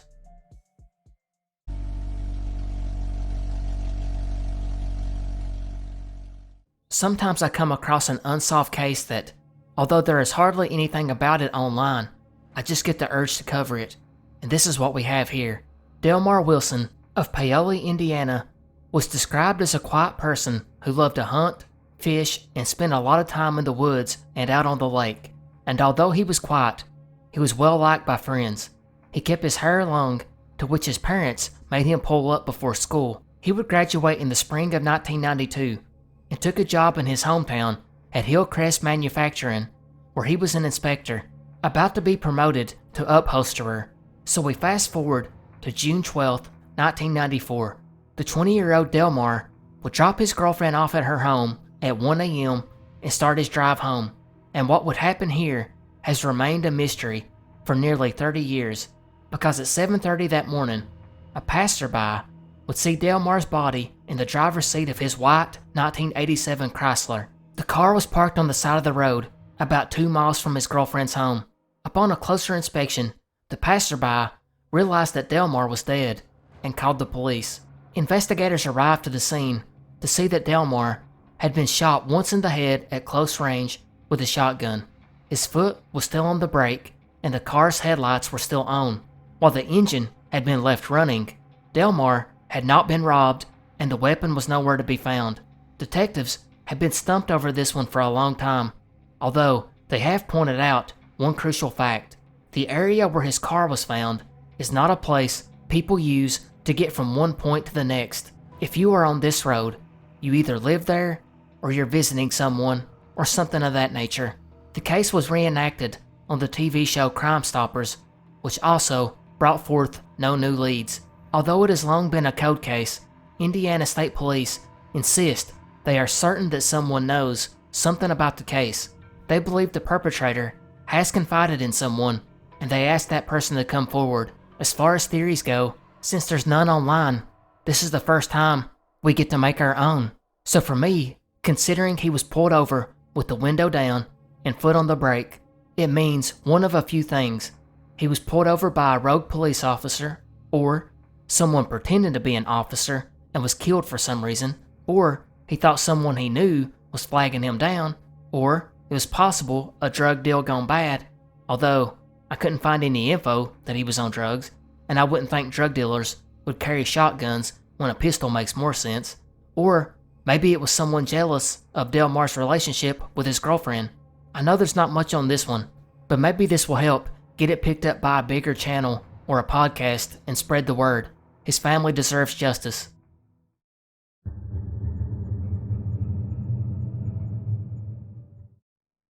Warning, this next one is disturbing. I'll give you a few seconds to click away before continuing. Alright, March 30th, 1881, Centerville, Iowa. Appanoose County Treasurer John Pearson would go into the Centerville train station to see if there was any mail for himself or the county. When he arrived, a rail agent said a postage-due package arrived on the express train from Camden, which is now a ghost town in Iowa. The package was handed over to Pearson and was about 10 inches wide, 14 inches long, and 6 inches deep. Pearson would take the package back to his office, where he unfolded an attached paper bearing his name and address. He was shocked to read the instructions told him to bury the box's contents on the north side of the cemetery. Pearson was perplexed and quickly opened the package. Inside he found a dead newborn girl wrapped in an old skirt. Pearson was shocked horribly and went quickly to the authorities. A coroner's jury was quickly convened to examine the baby. The details were gruesome, and I won't share them here, but the baby was born alive and then killed in a horrible way. Authorities would start their investigation, and it was soon realized that a couple, who had not really attracted much attention, had stopped at the railway post office in Camden and gave the box to an agent with shipping directions on the attached paper and left the charges to be paid in Centerville. Investigators had no idea why these two did nothing to conceal the murder. Likewise, no one knows why John Pearson was chosen to mail it to. However, days later, the local newspaper would note that the suspicion rested upon a family in the west part of the county, and that it was now very likely the mother had been found, but they had no evidence and thus could not publish the name. A plea would then go out for someone to come forward with information that could bring these two to justice, but no one ever did, and no one knows this baby girl or her parents or why they would commit such an awful act or why Pearson was brought into it.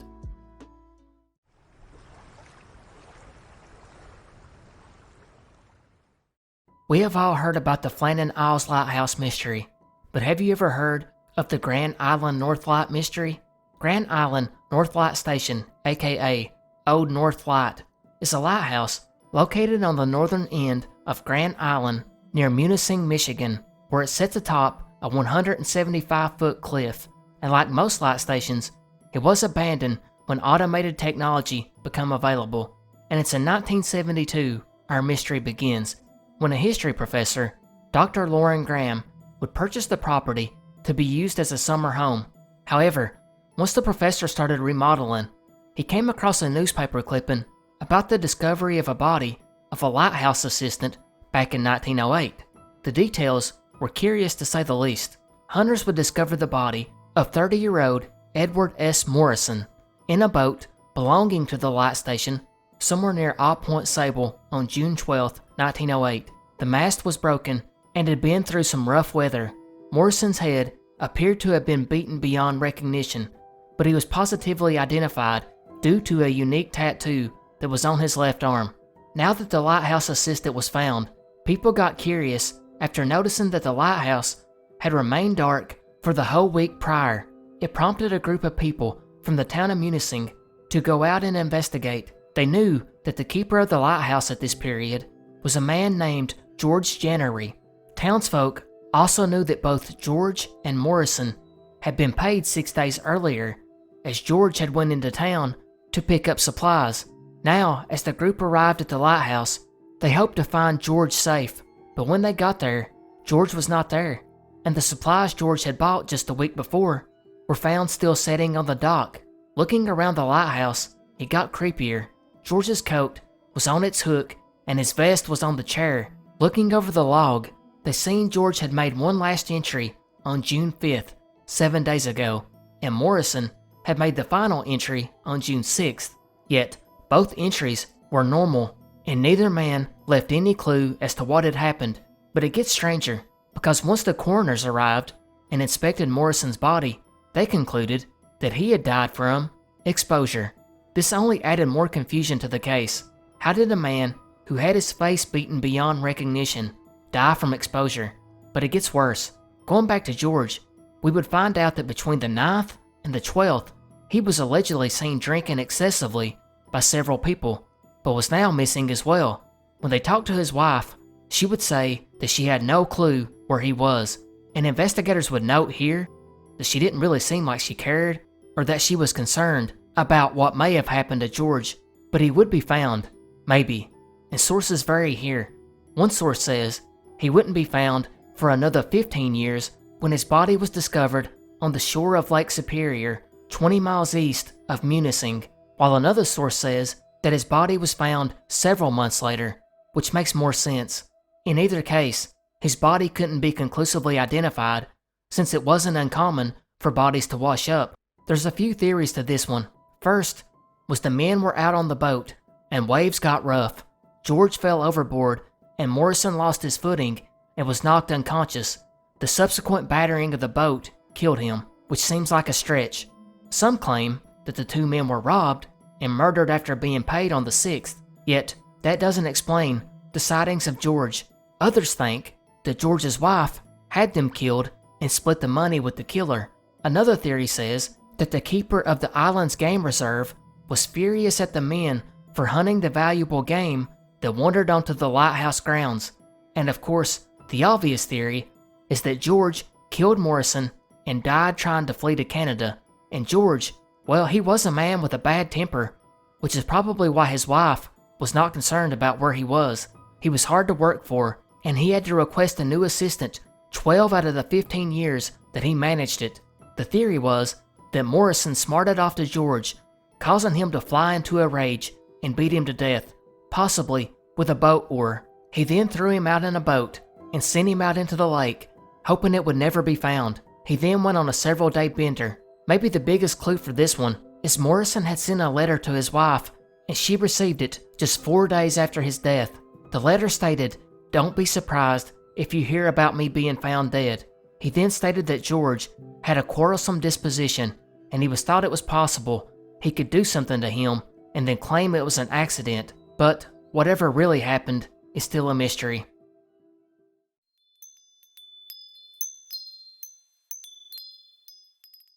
October 17th, 2003, Belle Fourche, South Dakota. 42-year-old Beverly Ulrich of the Lakota tribe would go to visit her ex-husband at his home. Now, these were one of those rare couples that had an amicable divorce, and they actually end up being close friends throughout the entire thing. So although they had been divorced for more than a year, she actually came over quite frequently to spend time with him and the 8 children, often cooking meals and cleaning the house. And after spending a few hours there that day, she decided to leave. She would be picked up by an unknown person in a silver car and was never seen again. Now, most people would automatically assume that it had to be her ex, but he was pretty much ruled out from the beginning. Not only did everyone know that they had a good friendship, but the kids were there, and also seen her leave the residence with this unknown person. At first, no one really thought anything. It wasn't uncommon for Beverly to take short trips away from home, but she usually would tell someone first. And after 10 days with no word from her, her family members got concerned, and they would report her missing on the 27th. Her sister jumped into action, distributing missing person posters, and like a lot of these weird cases, someone started ripping them down. This actually hurt the investigation, because people in the small town started to believe that Beverly had been found. Police, meanwhile, looked over open fields and on the banks of the river. They found nothing though, and that would pretty much not change. There's never been another sign of her. Even extensive searches with cadaver dogs and ground-penetrating technology has not yielded results.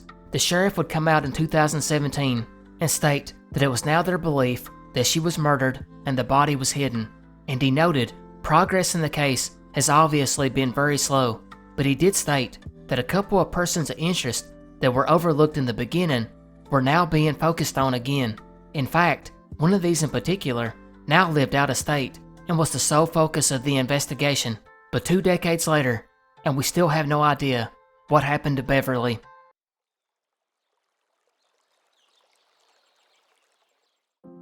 October 16th, 1965, Oshkosh, Wisconsin. A fisherman at Lake Winnebago at Menominee Park came across a grisly discovery about 29 feet off the east side of the breakwater, that of the body of a deceased young man. The resident would run to find a nearby phone, where he would call police, who used a fire department boat to tow the body to shore. Because of the condition of the body, an identity was unable to be made for 3 days. But when it finally was, it came as sort of a shock, as the young man was identified as 18-year-old Stephen Capel, a freshman at Wisconsin State University in Oshkosh, which is today part of the University of Wisconsin system. But before we get to the details of the remains, we need to go back and look at the last few strange days in Stephen's life. As mentioned, Stephen was a freshman for the university where he intended to play football as a backup center, or all-around offensive lineman. He was 6'1" and 210 pounds, and was an avid fisherman and hunter. But in that freshman year, he went through some heartbreak, like a lot of young people do, as a girl he was crazy about dumped him in April, some half a year before his death. In response to this, he went through a rough spell, where he was arrested for stealing a car and several items of merchandise. His father would later state that it was a cry for help. But thankfully, Stephen, after being depressed a bit, soon got over the breakup and got back to his old self.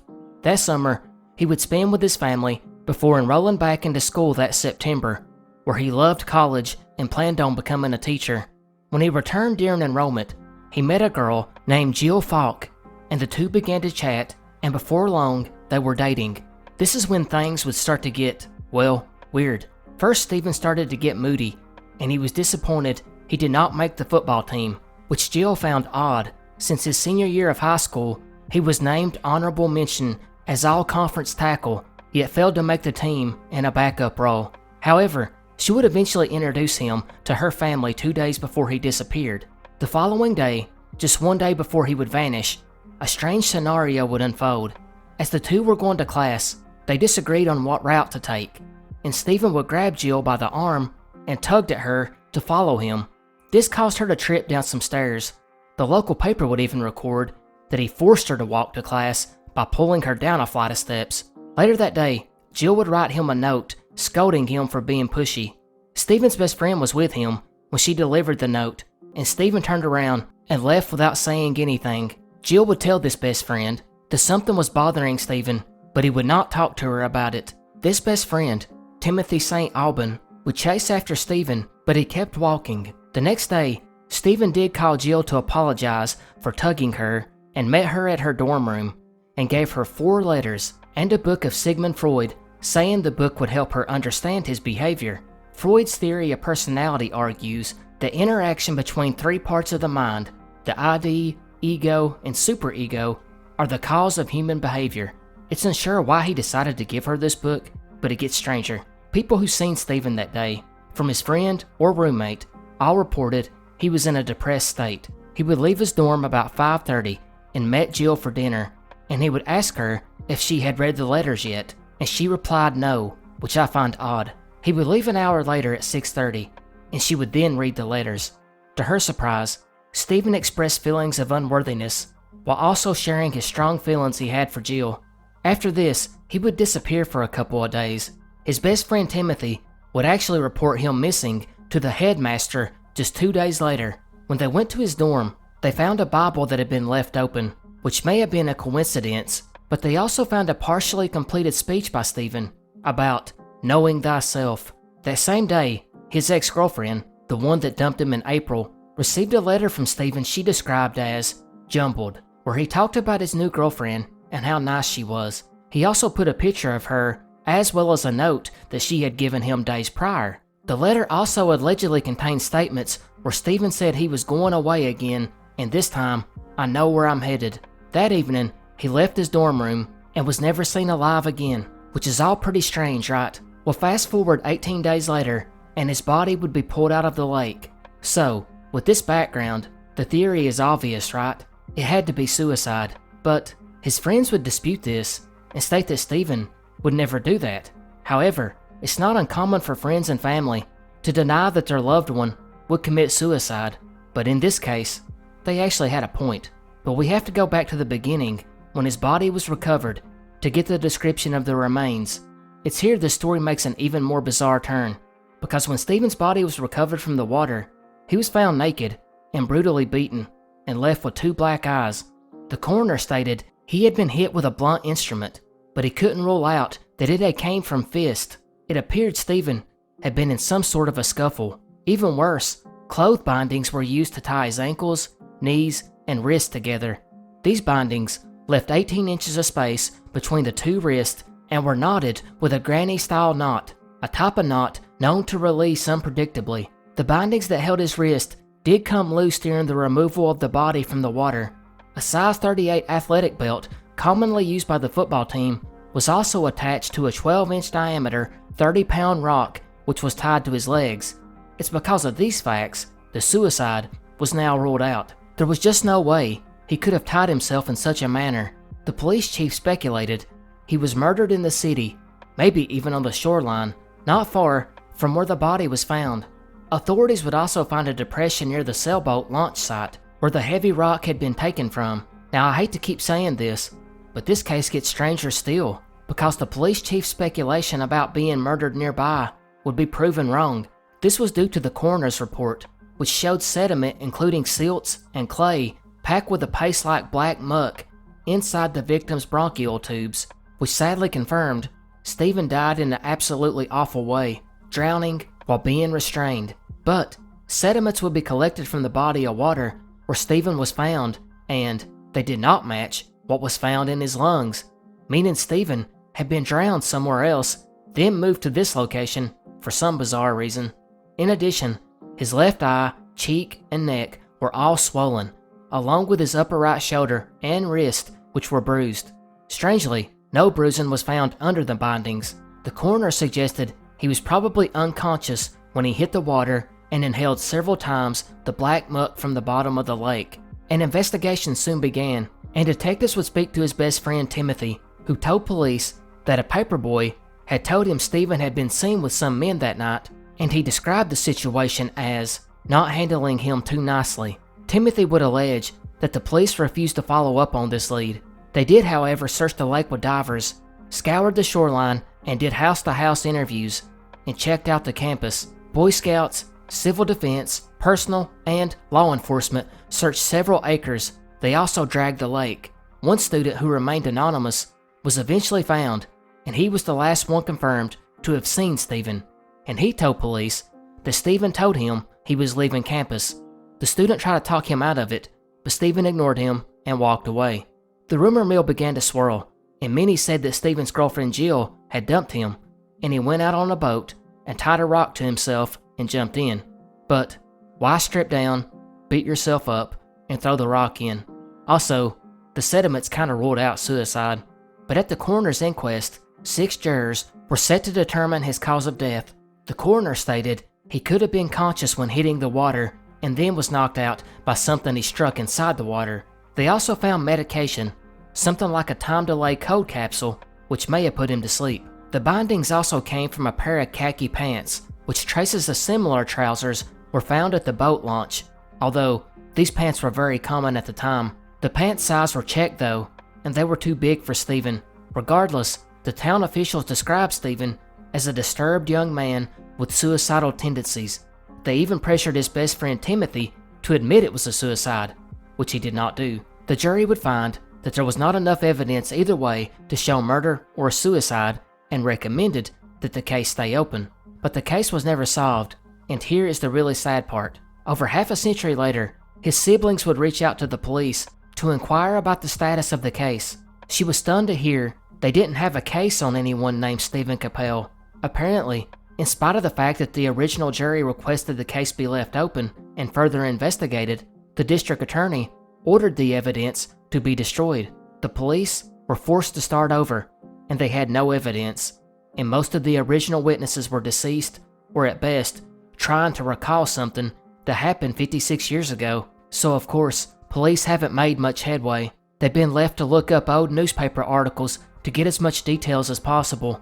There's not much in the way of theories. Some do speculate a cover-up by the original authorities because they were worried that it would drive down enrollment. Some speculate that it could have been related to the football team. Maybe he got in a fight with another player. Some have even brought up he may have been bullied, or maybe it could have been some kind of hazing thing that went too far, or maybe even a violent prank, or maybe even a conflict that came from his current or past girlfriend. Others speculated gang activity where they staged the scene to look like a suicide, or that he was killed and hid in a sailboat for 18 days until the suspect finally got the opportunity to dump the body, while others have suggested a serial killer. What is certain now is it was a murder, which is a really huge coincidence when you consider how depressed Stephen was in his last days.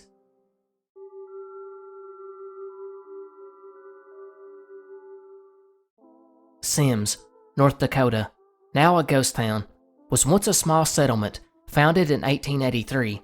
The coal brought a population of more than 1,000 people at one point, but like a lot of coal towns, the coal eventually runs out and everyone abandons, and that's what happened here, because by 1910, only 86 people remained, and the population would fluctuate over the century, with the last home being occupied in 2005, and that was vacant and removed by 2012. This was the last citizen of this now forgotten town. Or is it? That's where our mystery begins, because according to locals around the area, one resident remains, that of a former pastor's wife who died between 1916 and 1918, 26-year-old Bertha Dordel, where she is still known to haunt the old parsonage, wandering the rooms and playing the organ. According to records, in 1884, the Lutheran congregation built a church and parsonage, the place where the minister lives, and around 1912 or 1913, the minister at the time lived in the small building with his wife and 2 kids. It's at this point his wife Bertha would become ill. Her sister came out of state to help her, but the lady sadly died. The minister then strangely married his sister-in-law and left town.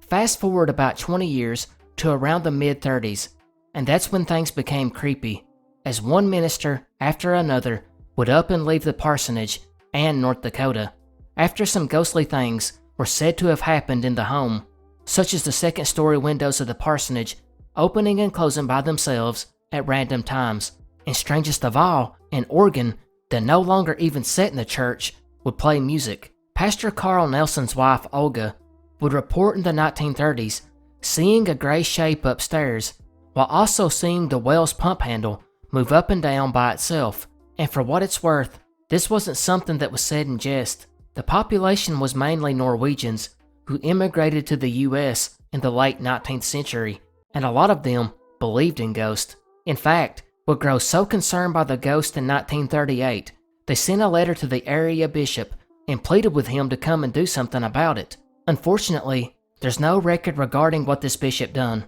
Another claim came from a lay preacher, which is basically someone who has not been ordained, who would report speaking to the ghost. However, it was the ministers' wives that seemed to be bothered the most, as they were the ones that would report the majority of strange happenings, and it was they that always pressured the husband to leave the small parsonage and go to another town.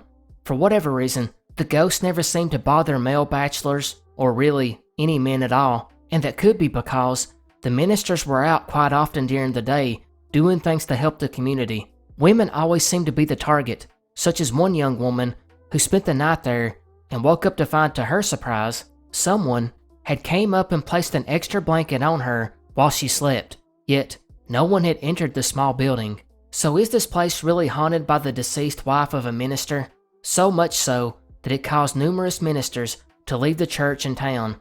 Or is it possible the women that lived in this area were just looking for an excuse to leave town?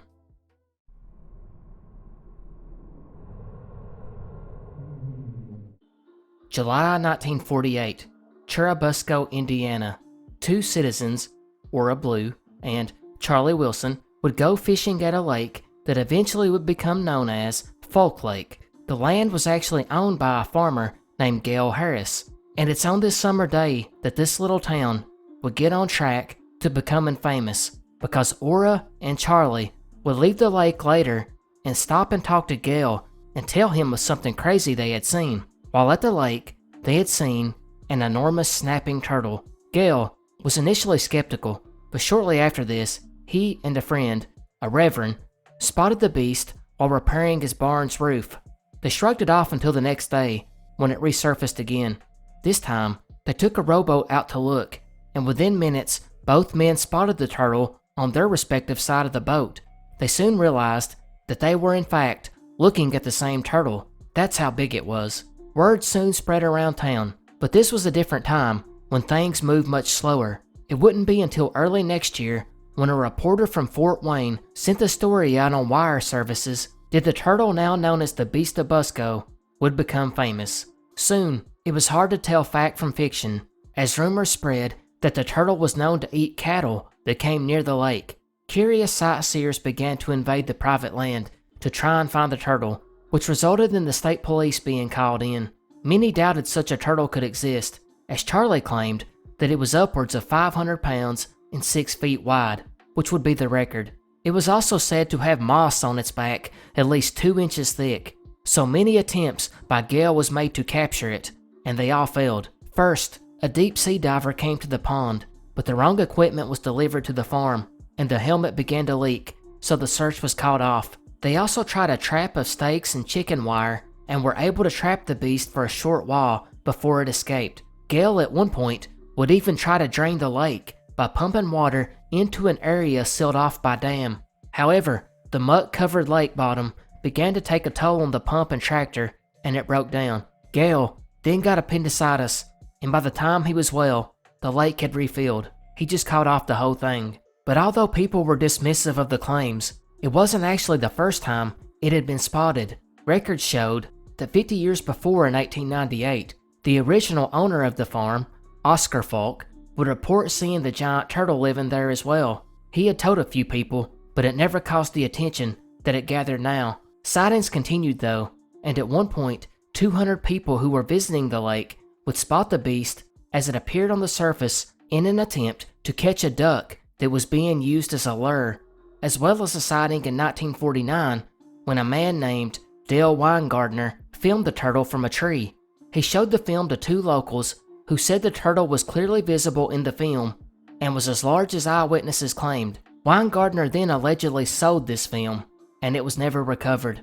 However, this hasn't stopped the town from embracing it, and they now have Turtle Days Festival every year, which includes a parade, carnival, and turtle races, along with a small concrete statue of a turtle that sits on the sidewalk at the main intersection. But just what did Ora and Charlie see? Was it really a giant turtle? Curiously, after Charlie reported the sightings, a local resident named Rusty Reed, who was a turtle expert, said the whole thing was a hoax, pointing out that Charlie Wilson was known to tell tall tales. The story, according to Rusty, should have ended there, but since it happened on the farm of Gale Harris, a man known to be gullible, he ran with the story and made his own claims of seeing this enormous creature. Rusty would further note that if a snapping turtle made it as far as north as Indiana, it was probably large, but not as large as a dining room table or top of a car as some reports indicated. He also noted that no one actually ever seen its body surface, only its head and neck, and part of its shell, and since the alligator snappers have heads that are way out of proportion to their bodies, he believed this caused people to overestimate the size. In the past 60 years, it has never been spotted again, leading many to believe it found an underground channel and left the lake and went somewhere else, especially since another giant turtle was spotted just a year later in Black Oak, Indiana, some 125 miles away. Reed suggested it was doubtful since the lake had several feet of muck on the bottom and there are no known underground channels. He instead believed that the turtle suffocated in the murky depths amid Gale's attempt to drain the lake.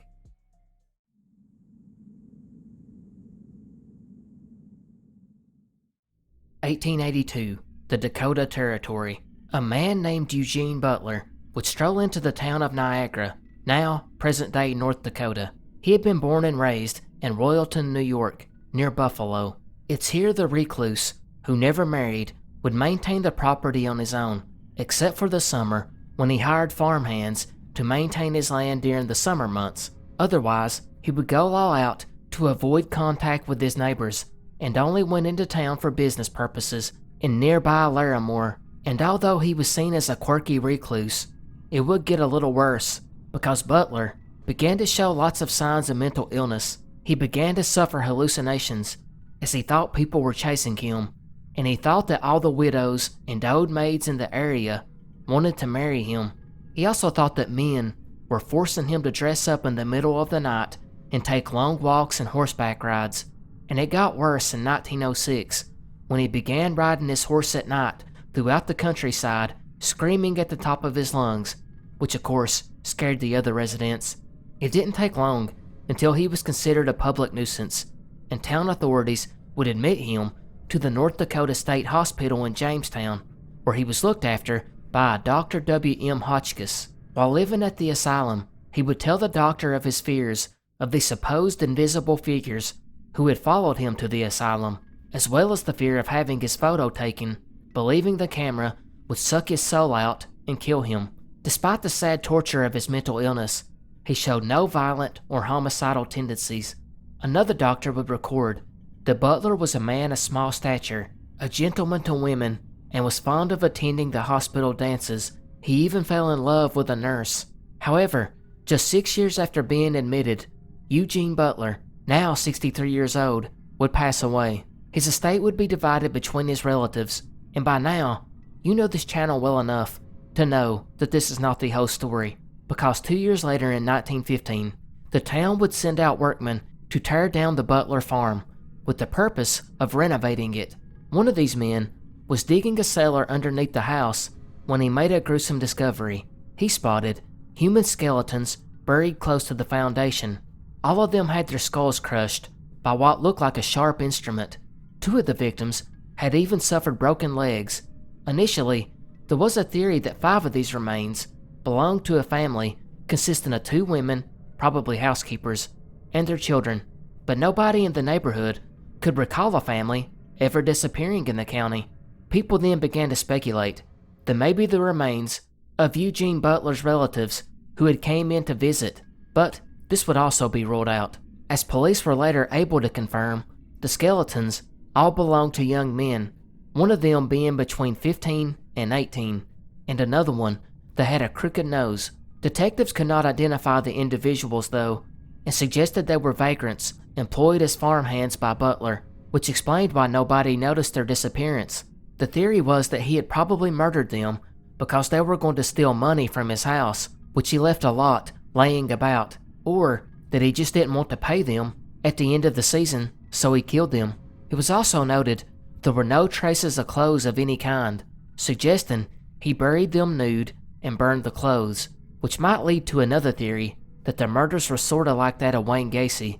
Maybe these had been sexual encounters. He even went through the efforts of building a trap door to dispose of the bodies, removing 3 bottom stones from the house's foundation, then used black dirt and red clay subsoil to cover up the burial places. The murders were believed to have occurred over a 4 to 5 year period. There was only one lead in the history of the investigation, when a wealthy farmer in Minnesota, Leo Urbanski, had his lawyer write the state attorney and suggest that his brother John Urbanski could be a victim. John had written to his brother in 1902, stating he was working for a bachelor in the city of Niagara, and the letter's postmark was from Lattimore, where Butler conducted his business. Strangely enough, in 2016, detectives did dig out the code case and ask anyone if they had information to please call the tip line. Sadly, the original remains were stolen by various townfolk, so there is no way to DNA test, and to this day, nobody knows the identities of the 6 victims that were killed by the man that would become known as the Great Plains Butcher.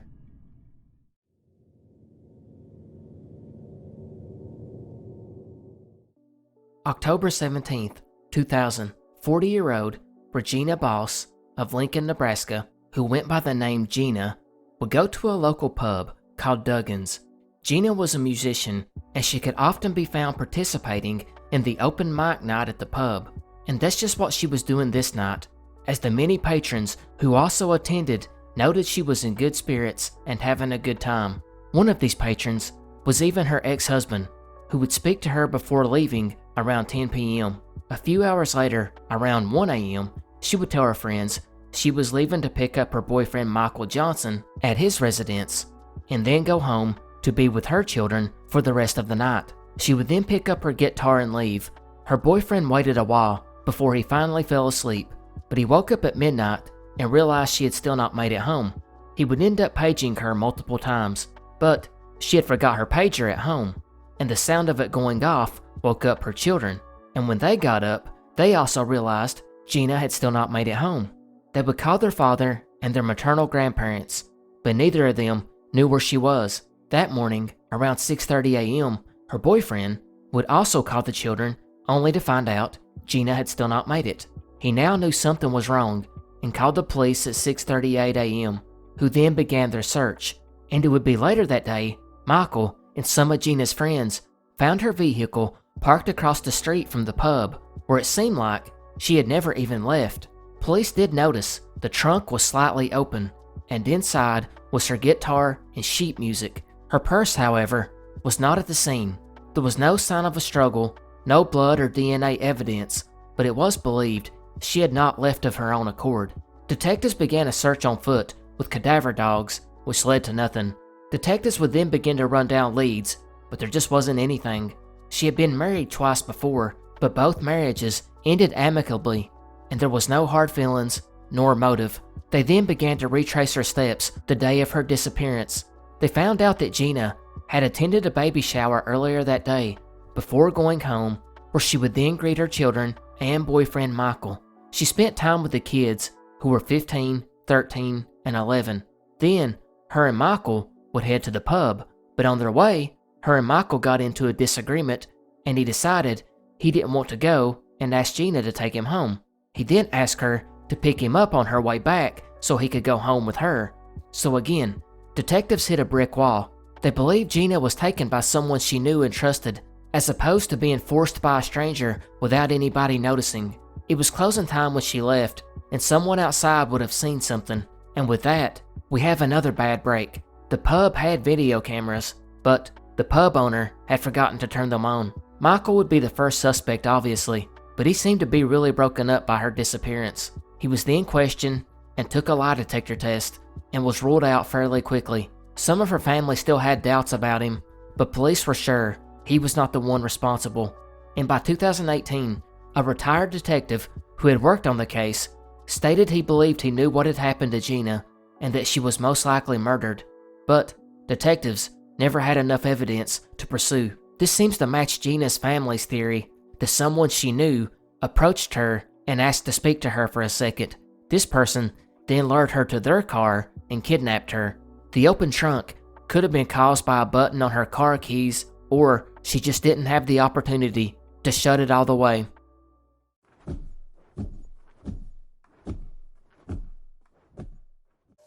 Bedford, Iowa, August 11th, 1887. A strange story would top the front covers of the local newspaper, the Bedford Times, which reported that local resident Lee Corder had encountered a flying serpent. He described this cryptid as writhing and twisting, with protruding eyes and a forked tongue. Great scales, which glistened in the sunlight, covered its huge body, which appeared to be flat and nearly a foot in width. The beast seemed to fly and land with a thud in Corder's cornfield, where he watched in awe as it eventually flew away. If this was a one-off, you could totally dismiss it, but 3 years later, in Independence, Iowa, over 250 miles away, there would be several reports of a creature with a monstrous head with horns, a mouth like an alligator's that was also green and covered with scales. And there's also been modern sightings, one where a woman who only used her first name, Megan, would record in 2005 witnessing a flying dragon while driving with her husband in Burlington, Iowa. She described it as a 10-foot-long snake-like creature with bat-like wings and a head like a seahorse. As far as what was really seen back in these early reports, one theory is again just bad journalism. The papers from the 19th century were known to print outrageous stories to pump up their sales, but cryptozoologists have suggested that it may have not been a dragon, but instead a pterodactyl, which we have discussed in other videos before.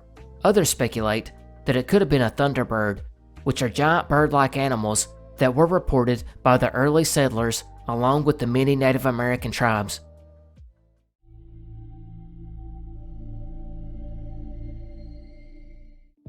February 15th, 1926. In the town of Dickinson, North Dakota, residents of this small town would be in for a shock when they heard the news that sisters Ambrosina Hegeley and Anacleta Hewiller, members of St. Joseph's Parish, had passed away unexpectedly from unknown causes. The St. Joseph's Hospital was known as a beacon of hope in this community, that the nuns were dedicated to serving those sick and in need. So when this happened, it was really a blow to the community. Although detectives did not know how they died, they were able to rule out foul play and thought it was just an odd coincidence. But the next morning, Sister Fedele Donati was pronounced dead. Now, there were 3 dead nuns in just 48 hours. As the town tried to come to terms with these losses, they would be hit again, because 3 days later, Sister Deokar Sikwart would die, followed by Sister Secunda Hackle 3 days later. In total, 5 nuns had all died within a week. The community was now in turmoil and demanded answers. However, there would never be one. Detectives and medical professionals did investigate, but they were baffled. They at first thought that poisonous fumes were responsible, as the week before there had been staining of woodwork in the hospital's new wing, and 2 of the sisters, in fact, fell ill while inspecting the work, while the other 3 had become sick in their basement apartments where the fumes may have settled. However, this was quickly ruled out when they discovered no poisonous substances were even used in the woodwork samples. Detectives had to start over, so they looked at their last hours. Each one had died from similar symptoms. Each one had gradually become weaker, apathetic in their demeanor, and within hours, lost consciousness. Each instance led to desperate efforts by doctors to retrieve them, yet they all failed. It would not be until a month later that a break came via one of the autopsies. The medical examiner found signs of an unknown inflammation. The brains were swollen, and the presence of lesions now showed a potential reason for the deaths. The report concluded a rare inflammation of the brain stemming from an unknown illness was the cause. This would be widely accepted to most, but many still wondered about the whole thing. It wasn't long before rumors about the hospital popped up, but the story would eventually lose interest and life moved on. But 8 years later to the date, in 1934, another nun, Sister Hildebrandis Fleury, succumbed to pneumonia. The nun had been in frail health ever since the first 5 nuns had perished years ago, leading many to speculate she had also contracted whatever they had and survived, albeit eventually passing away from it 8 years later. Historians, as well as medical experts, have researched this case in the decades since, and one big problem is the potential diseases and conditions were not as widely known or understood by the medical profession in the 20s and 30s. They did not have advanced diagnostic tools, and their knowledge was limited. However, theories have been proposed, and one of these was that it was a brain inflammation caused by a lesser-known virus at that time. But maybe the best theory was the one suggested by earlier investigators. The sheriff's department believed the sisters had all been exposed to an environmental toxin or chemical substance, although a list of those specific agents were unknown in that era. The biggest question is Sister Hildebrandis. Her death, which came 8 years later, was it connected to the original ones? That's never been confirmed. But if it was, that of course means the epidemic had a lingering presence. But close to a century later, we still have no real idea of what caused the nuns to pass.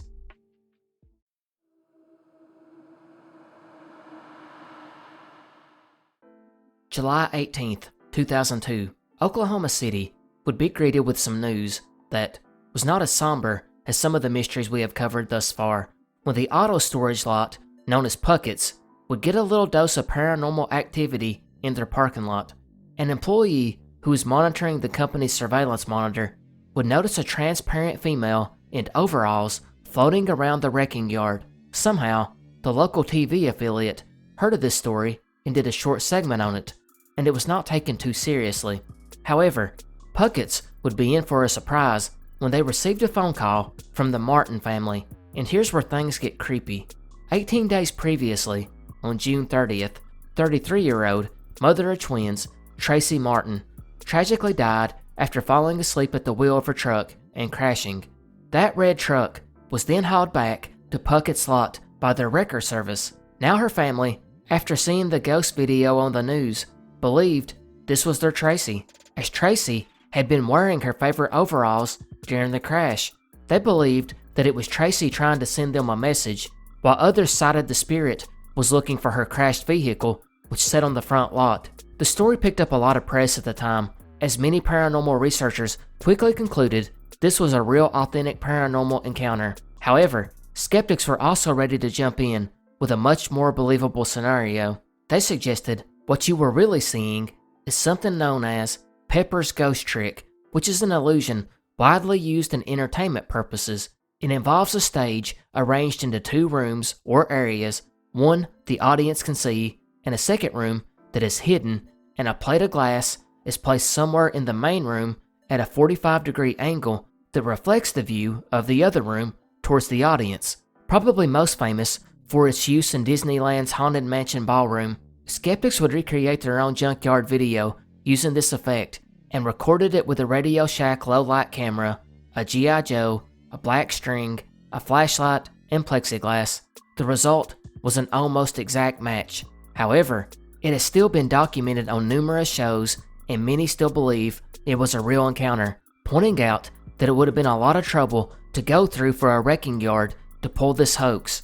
What would be the reason for making such an elaborate illusion? Furthermore, what about the Martin family that lost Tracy in a wreck? Surely they wouldn't be involved. And finally, one more argument against the Pepper's ghost trick. Someone eventually called the news station and claimed responsibility for the hoax, claiming they used wire, ladders, and fishing poles, which would mean the lot had to be in on it or the caller was lying, because Puckett's sent out an employee to look for the ghost right after it popped up on screen, and they found nothing.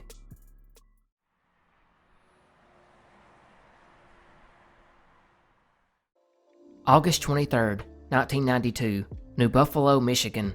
A gruesome discovery would be made on Kruger Road in Berrien County, as a passerby noticed a black plastic bag about 15 feet off the side of a rural road.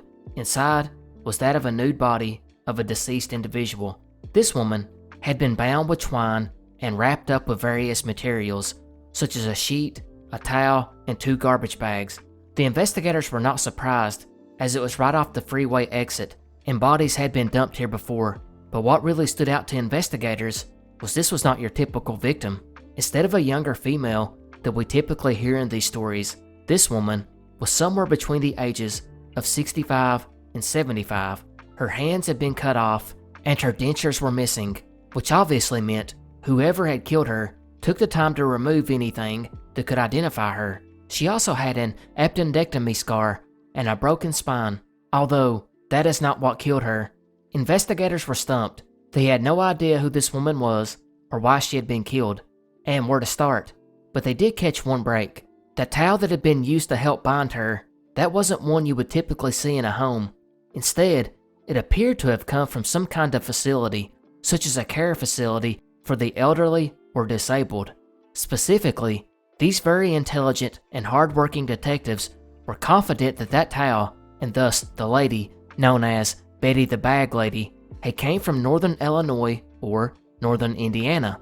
The case did go cold after this though, until August 2020, when it was announced by investigators in the case that they were pursuing leads and thought they may have found potential family members in Ireland. The DNA Doe Project believed, in addition to having family in Ireland, she may have a connection to anyone with the last name O'Donoghue, Donahue, McDonough, and O'Brien living in Connecticut, Massachusetts, Michigan, Indiana, and Illinois. Furthermore, she had DNA matches in England and New Zealand, and although detectives have got a lot closer to identifying her, they still have not came up with a name. Theories are just as open. Some suggest pension fraud, or someone might have wanted to live off of her pension, but needed to do away with her before she was discovered dying of natural causes. Some suspect a family member took her out of the group home and killed her, maybe even her husband. Others suggest an employee of the facility could have been responsible.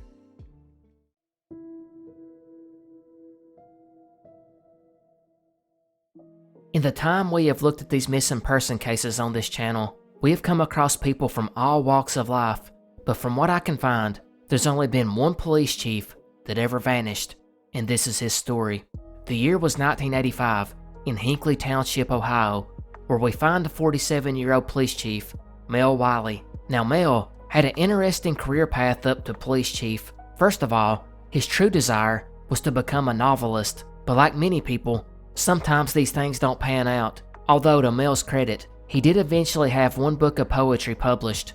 He started off in the Army, and strangely enough, was stationed at the atomic testing site in Nevada, where his work there has never been disclosed. But he was involved in an accident at the test site that left him with radiation burns on his arms and torso, which led him to always wearing long-sleeve shirts because he was self-conscious about the scarring. Following the Army, he graduated from BYU and went back home to Ohio, where he married.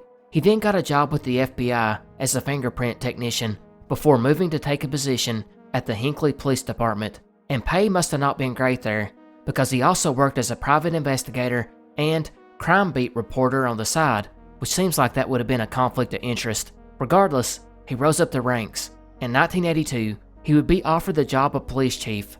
Now Mel was known as a friendly and helpful person, but he was intensely private, and it made it hard for people to get to know him. And it was even worse when he suffered some tragedies. First, his younger brother died of cancer, and the two had been very close. Then Mel's wife of 17 years filed for divorce after he had been busted having an affair with a married woman, as well as the bombshell discovery that he had been writing erotic tales about women in the area, which came to light when these stories were found in the police department trash bin. He was devastated, but eventually recovered. Soon the married woman he had had the affair with also broke it off, and Mel was alone again. But he soon began dating, and again, maybe not making the best choices, he actually started a relationship with the ex-wife of a fellow officer, which of course caused strained relations at the department. But this woman, Judy, and Mel were said to be happy together. And here's where things got weird. On July 27th, 1985, Mel left work and went to eat at a restaurant, running into people he knew who later said he was in good spirits. He then left to Judy's and told her he wouldn't be spending the night because he had to get up early, and that he was going to meet an old friend whom he never named. These two were going to go for a swim in Cleveland's Edgewater Park, located on the shores of Lake Erie. He stated he was going to get swimming trunks at Walmart beforehand. Now Judy was immediately bewildered because Mel didn't like swimming and he was extremely uncomfortable about his scars, but she let it be. Before leaving, he told her he would call her the following day after he was done visiting his friend. But the next day, Mel never called. And then by Sunday, Mel's mother also became alarmed because he had told her he would call her. But since this was the 80s, people did not stay in contact constantly, so they were not super alarmed yet. Then Monday rolled around, and Mel did not show up for work, which was very uncharacteristic for the typically reliable police chief. And strangely, no one had still stopped by his place to check on him, or had even tried to call him. But what finally set off alarm bells was when Mel's 1980 beige Toyota Corolla station wagon was found locked and abandoned at Edgewater Park. Mel cherished this vehicle because his brother had left it to him. Park officials ran the license plate and were surprised to learn it belonged to the chief of police. From here, stories vary. Some say the park officials notified police immediately. Another version states they waited a full day to see if anyone returned before calling police. Regardless, by Wednesday, police did know, and they had examined the vehicle. They found Mel's clothing on the passenger seat, as well as a pack of cigarettes, the brand he smoked, along with his keys and wallet, which contained his driver's license, credit cards, badge, and $15. There was also suntan lotion and a beach towel. Lynn Keller, the former police chief that had stepped down allowing Mel to take his position, would help with the investigation, and he was immediately struck by one thing: Mel's driver's seat position Mel was 5'11", yet the seat had been pulled forward as if someone else much shorter had been driving. Despite this inconsistency, there was no signs of a struggle in or around the car. Another odd thing that stood out was the timeline. Mel was last heard from on Friday after leaving Judy's house, yet his vehicle was spotted by rangers no earlier than Monday morning, and it had not been at the lake that weekend. The ranger knew this because he had patrolled that area. Detectives then went to Mel's house and noted several of his long-sleeve shirts were missing, as well as his unfinished manuscript to a murder mystery novel and a book of poetry. The refrigerator was also empty, except for one partial jar of mayonnaise.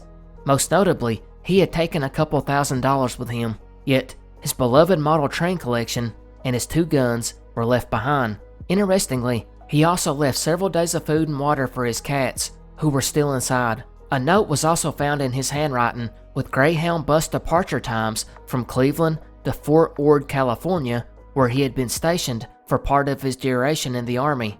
There had also been a train schedule laid out as well. In spite of all this evidence pointing to Mel leaving, detectives assumed he had drowned, either accidentally or intentionally. A massive search was carried out by Cleveland Police Department Ports and Harbors Unit, the Coast Guard, and Ohio State Parks and Watercraft, but not one sign of Mel popped up, and his body never washed ashore. Yet Mel's girlfriend and family would not accept that he staged his own disappearance, citing the unnecessary drama when he could simply pick up and move away and maintain contact with them. Furthermore, he had been acting normal in previous weeks, even cutting up and joking around, and he showed no signs of depression. However, detectives would search his office at the headquarters.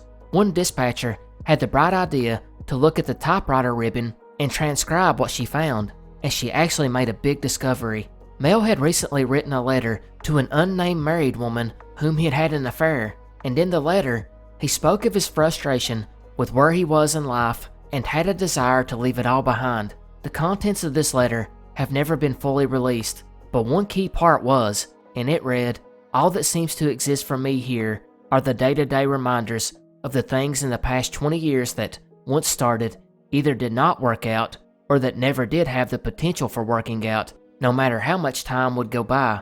By the time you read this, I'll be 2,400 miles away. By the time you receive this, I will, in a sense, have gone away." However, despite all this evidence pointing to a fact he may have left, many still did not believe it. Would he possibly leave his mother in such a hurtful way right after she had lost another son to cancer? Why did he tell his former mistress instead of his girlfriend? Why did he leave behind $16,000, or about $45,000 in today's money, as well as his cats and the vehicle he loved? But there was one line in the letter that may change everything. He had also written, "Fortunately, or unfortunately, it's a one-way trip, so I'm told, with no possibility of ever returning." Was that a hint at suicide? Or did he have someone helping him leave, and he knew he could never return? Strangely, Officer David Yates would ultimately replace Mel as chief of police, and 10 days after taking office, he received an unsigned postcard from Canada that read, "Your editorial, Wiley's Mystery, was elementary. Try to improve." Some have wondered, was this Mel Wiley himself? The police department would eventually conclude he left town on his own and closed the case. Others still believe suicide, however, while some suggest a police cover-up.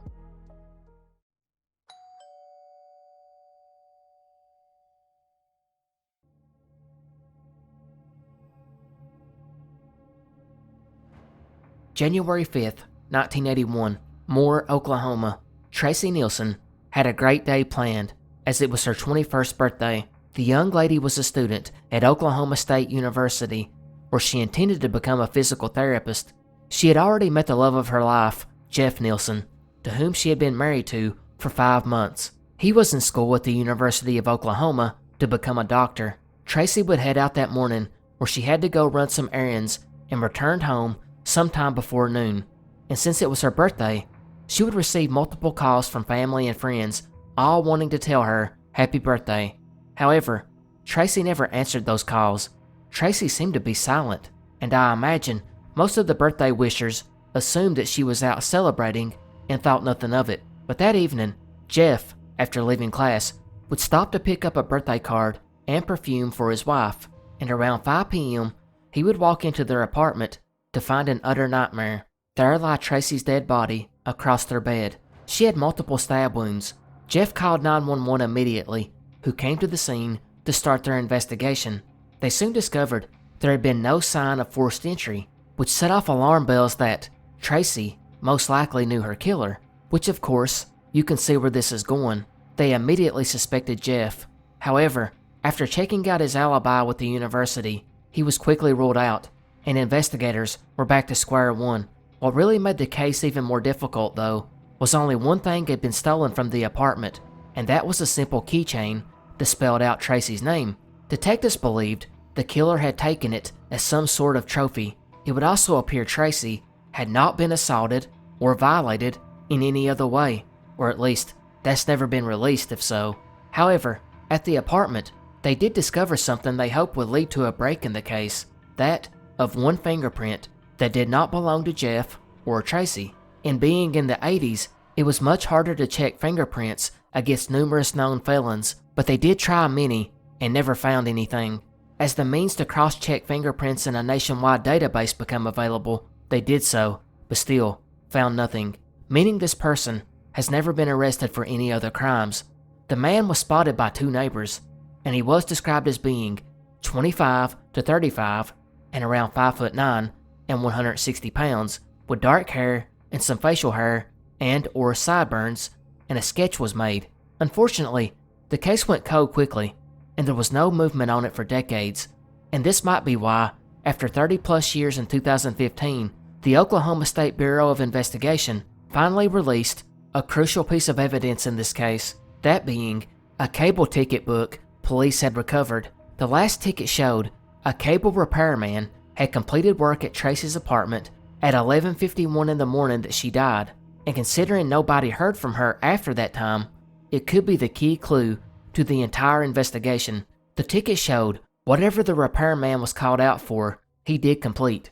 So if he finished it at 11:51, I would imagine he was at least there for 5 to 10 minutes before, so it's pretty likely he was responsible, or at the very least, he would have seen something. But obviously, detectives had one problem with this crucial piece of evidence. They were not able to find the owner of the ticket book, and that repairman has never been identified. And it's even more frustrating because the repairman initialed or wrote his name, as you can see here. There's been a huge debate on just what these initials say, and another part of the problem is it's just a generic form, one that does not show a company name, so they're not even sure what cable company this man came from. And since companies change records, sell out, or buy out other companies, it makes the search even more complex. When this piece of evidence was made public in 2015, investigators commented they were now working under the theory that if these cable companies still exist, they may have been located out of state. However, they were also honest in the fact that they didn't have a lot of hope they could run down which one. They were more hopeful that a cable repairman who worked in the Moore area in the early 80s could come forward and help out with the investigation, but to this date, that hasn't happened, or at least, it's not been made public if they have. I was also able to find some sources that stated detectives did finally narrow it down to what they believe was a form from Southwestern Bell, now AT&T, but I don't think that's confirmed. In total, police have ran down 1,500 leads in the 40 plus years, and none of these have panned out. Of course, the main theories revolve around that cable ticket. Some question why a cable repairman would bother filling out a form that puts him at the scene of a murder, and then initial it on top of that, which leads to speculation that it was a fake repairman, and this would also explain why there was no forced entry. But the problem with this is, how would the fake repairman know a real repairman was scheduled to go to the apartment that day, assuming there was one scheduled to show up, because I'm not sure if Tracy would just allow a repairman in without an appointment, unless he was able to trick her somehow. I wasn't able to find out if Jeff confirmed that there had been an appointment made that day, but I assume that the police checked that out. It's also possible that this individual may have simply stole the cable repairman's book and found the address, or he may have even been a subcontractor from out of town. But the even bigger glaring problem with this is, why would a fake repairman leave a fake ticket? Is he really that thorough or committed to the act? Others speculate that she knew her killer and was possibly even having an affair with him, and the ticket was left as a red herring. And that brings up another question. Did the killer know it was her birthday? See, that's the problem with this ticket. It leaves so many questions.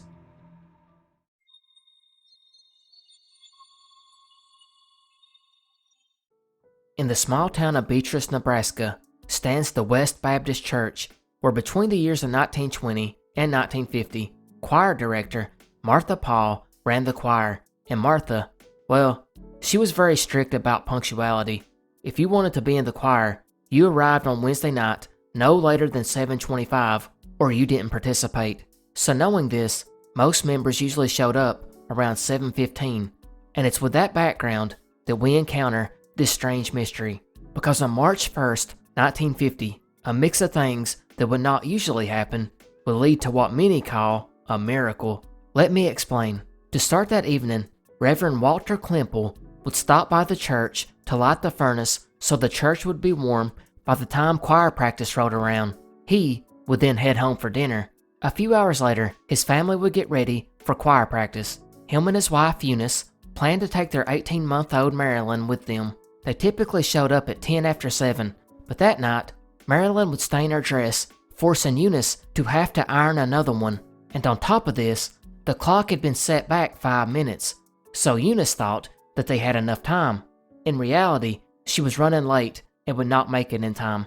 Around that same time, the choir's accompanist, Marilyn, who was the daughter of the choir director Martha, had intended to go to church 30 minutes early, but was tired and laid down to take a short nap. She figured 15 minutes would not hurt, but she ended up oversleeping by half an hour. Martha was going to wake her up, but her father suggested letting her sleep a bit longer. A few blocks away, Herbert Kiff, who sang bass, got preoccupied with church business. He was apparently writing a letter to their denominational headquarters, where he planned to drop off the letter in a mailbox on his way to practice. He too would be late.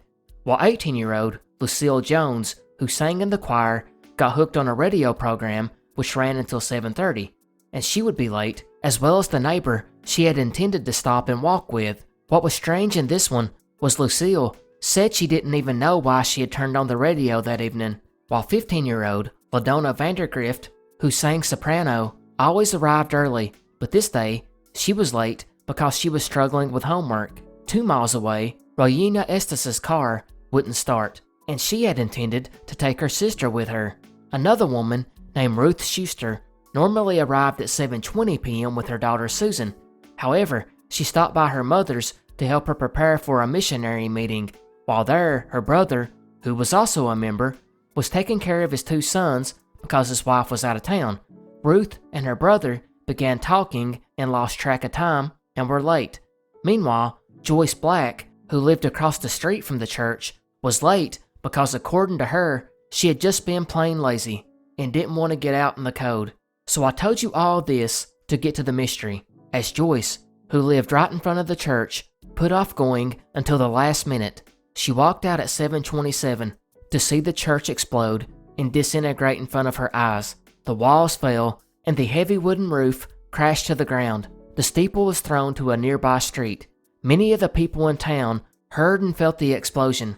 All over the city, the lights went out and windows shattered in the homes across the street. The radio station even got knocked off the air. One of the songbooks would even fly through the air and landed at a nearby home. Firefighters arrived shortly and put out the fire. Members began to panic as they each all thought that the others had perished. But within half an hour, all 15 members had showed up, all realizing that they had all been late, which saved their lives. They speculated that it was a miracle, especially considering over a dozen people scattered throughout town had been late over some trivial thing. The odds of it being a coincidence seemed small. The explosion, for the record, was caused by a natural gas leak from an underground pipeline making contact with the fire in the church's furnace. The choir loft sat directly above it and would have no doubt killed them all. However, some question the odds that 15 members were all late for different reasons and speculate that it may have been some kind of elaborate insurance fraud plot.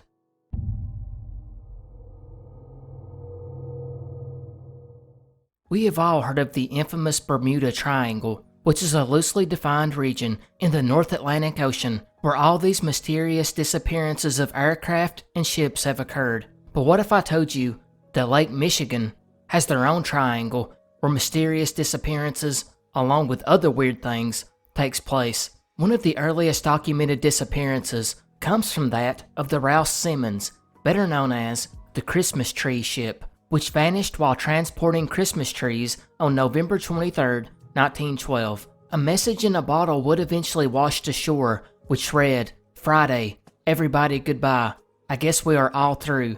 During the night, the small boat washed overboard, leaking bad. Invald and Steve lost too. God help us.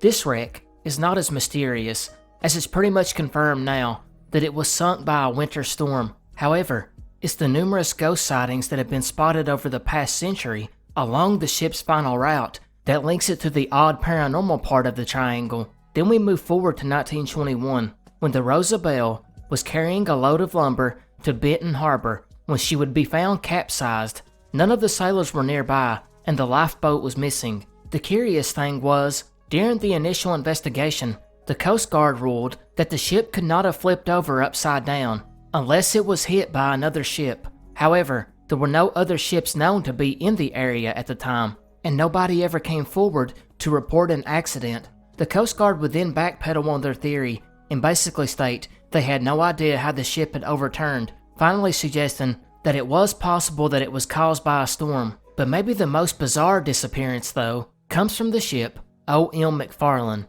In 1937, it was on its way to Port Washington, Wisconsin, when Captain George Donner went into his cabin. He left a message with the crew to wake him when they got near the port. About 3 hours later, as the ship got closer, the second mate would go to the captain's cabin and knock. Yet, he didn't come to the door. The crew waited a few minutes and would then try to open the door and found it locked. They assumed he had went to get a snack, so they went to look for him, but still did not find him. They were now concerned about the captain and possibly feared he had some kind of health issue, so they would proceed to break the door down to his cabin to find Captain Donner was not in bed. He wasn't in the cabin at all. A search would then be carried out all over the ship, and not one piece of evidence was ever found that could explain where Donner had went to. The really strange part about this one is Donner's cabin had to be locked from the inside, and Donner was too large to fit through the portholes in his room. He also had showed no signs of depression or suicidal thoughts in the weeks leading up to his disappearance. No sign of him was ever found. Then we go to June 23, 1950, Northwest Orient Airlines Flight 2501, which was carrying 55 passengers from New York to Seattle. Now on this night, the region was going through some severe thunderstorms, which caused some flights to move south to avoid them, or some turned back altogether. Flight 2501 continued, however, but they did eventually request at 11:13 p.m. to drop down to a cruising altitude of 2,500 feet. They did not ask why or state that they had an emergency, but it could be because there had been severe turbulence reported at higher altitudes, such as one aircraft that had experienced it a little earlier at 5,000 feet. Regardless, air traffic control declined the request, as there was other traffic already at that level, so the crew acknowledged and continued to soar at 3,500 feet. This would be the last time they were ever heard from. 10 minutes later, air traffic control on the other side of Lake Michigan, in Milwaukee, would report the flight was 10 minutes late. After another 10 minutes passed, other air traffic controllers would try contacting the flight, to no avail. Authorities were contacted and a massive search began, but with it being night and pretty rough conditions, the search found nothing. The lake bottom was eventually dragged with grappling hooks, which snagged nothing. Divers went down, sonars were used, but again, nothing. The logbook was eventually found, as well as a few aircraft fragments and body parts, which some were described as shredded. And if you're thinking this one is obviously caused by the weather, well, the Coast Guard actually believed upon reviewing what they could find that the plane had blown up in mid-air. However, the only thing investigators were certain of was that it hit the water hard, but it's strange that the wreck was never located. Then we move forward to July 3rd, 1998. Don Schaller and Don Rodriguez were flying a single-engine jet towards Traverse City, Michigan, where they intended to participate in an air show. Schaller would radio at 6 p.m., when he was 27 miles away from Cherry Capital Airport, where he had departed from, and was also planning to return to. Soon after this, the flight disappeared from radar. Coast Guard helicopters were quickly deployed, and then was followed by a massive search over land and water, but no sign of the crash was ever found. It is believed to have landed in the lake, but no one knows why. The weather was calm, both men were experienced pilots, the plane was in good condition, and it was equipped with parachutes and ejection seats. There was no emergency call, no sign of the crash was ever found. But disappearances aren't the only strange thing that happens here. There's also just weird, unexplained phenomena, like on July 12, 1883, when the wooden tugboat named Mary McLean would witness something really strange. They would note, around 6 p.m., large blocks of ice, about the size of bricks, began to fall from the sky. The crew would shelter in place for about 30 minutes before it finally stopped. Afterwards, they would canvass the ship and found that the ice had left large dents in the wooden deck. The crew members did save a 2-pound chunk of ice by putting it in the boat's icebox and taking it back to shore to show proof they hadn't made up the story. Another weird story is that of a recent find known as America's Underwater Stonehenge, which is exactly like it sounds, a structure at the bottom of the lake made of several stones that kinda resemble Stonehenge. One boater in particular has what looks like the petroglyph of a mastodon. However, this one has not had enough research yet. Then there's also just a massive amount of UFO sightings that go as far back as 1919, when people in the area reported seeing bright lights in the sky. Some of these witnesses even reported to see 2 large fireballs hit the lake, and the explosion shook cities along the lake's shore. The New York Times would even report that it was 2 meteors. However, most skeptics still contend there's nothing supernatural about any of this, and each incident can be easily explained. And when you consider that there's probably over 1,500 shipwrecks setting at the bottom of Lake Michigan, then yeah, that makes the rest of the disappearances not seem rare or paranormal, especially when you consider the particularly rough winter storms that hit the area. Still, some chalk it up to portals, or paranormal phenomena, or even ancient structures at the bottom of the lake, which allegedly interfere with ship and aircraft instruments.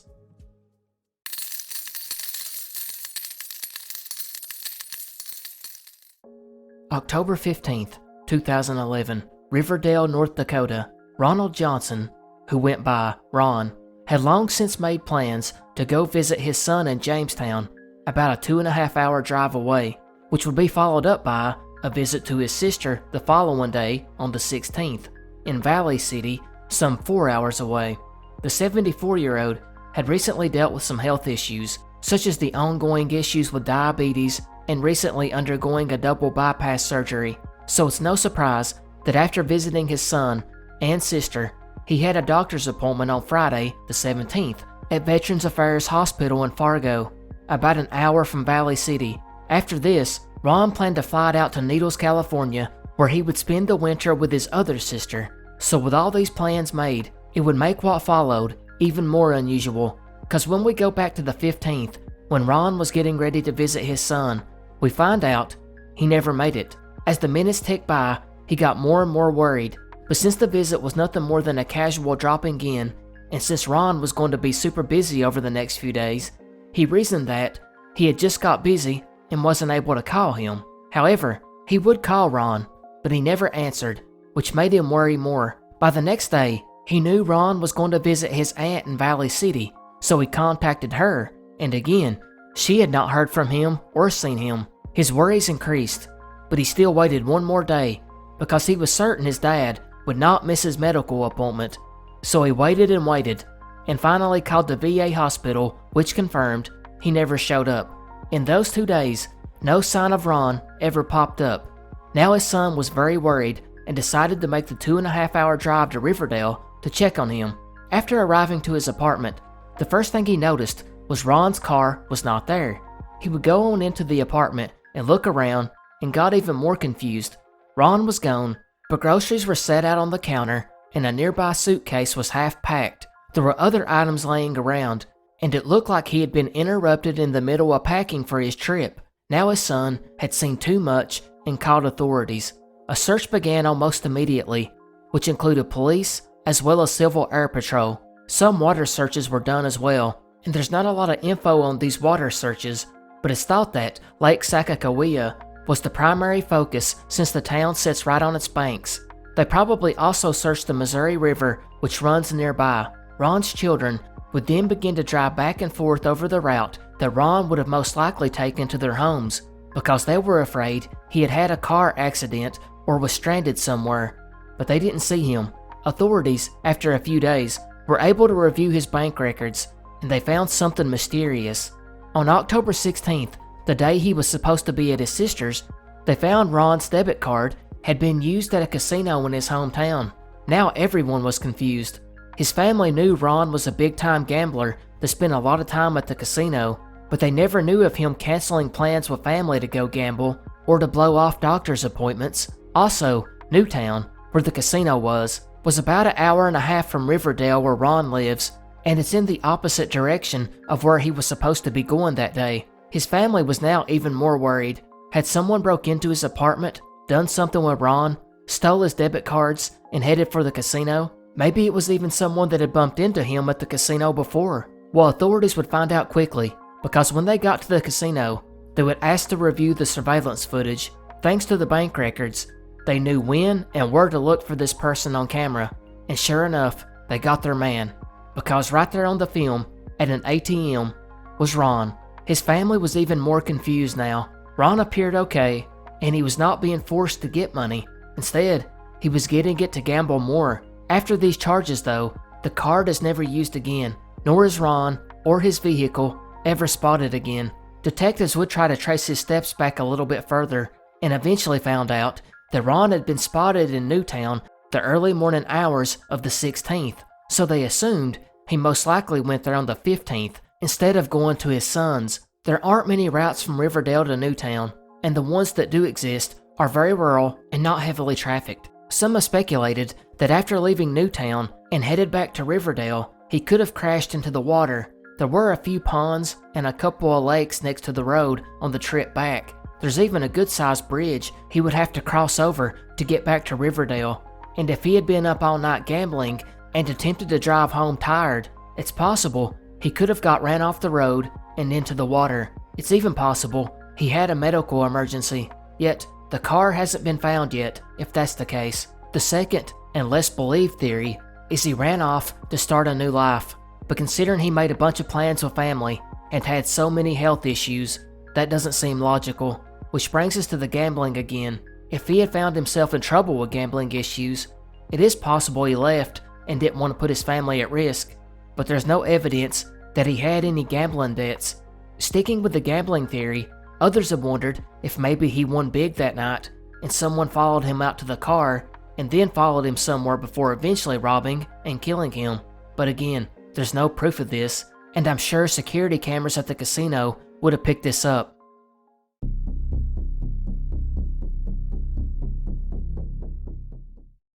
January 29th, 1925, Ohio State University.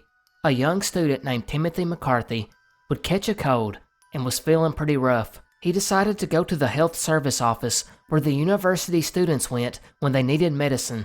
It was here that the doctor wrote out a prescription for capsules, which were then filled with aspirin and quinine, which was the standard remedy for the time. This prescription would then be filled by the College of Pharmacy's dispensary. But shortly after Timothy took the medicine, he began to feel worse. He got terrible pain and cramps throughout his body. Luckily, he would lay down to rest, and after a few days of misery, he would recover.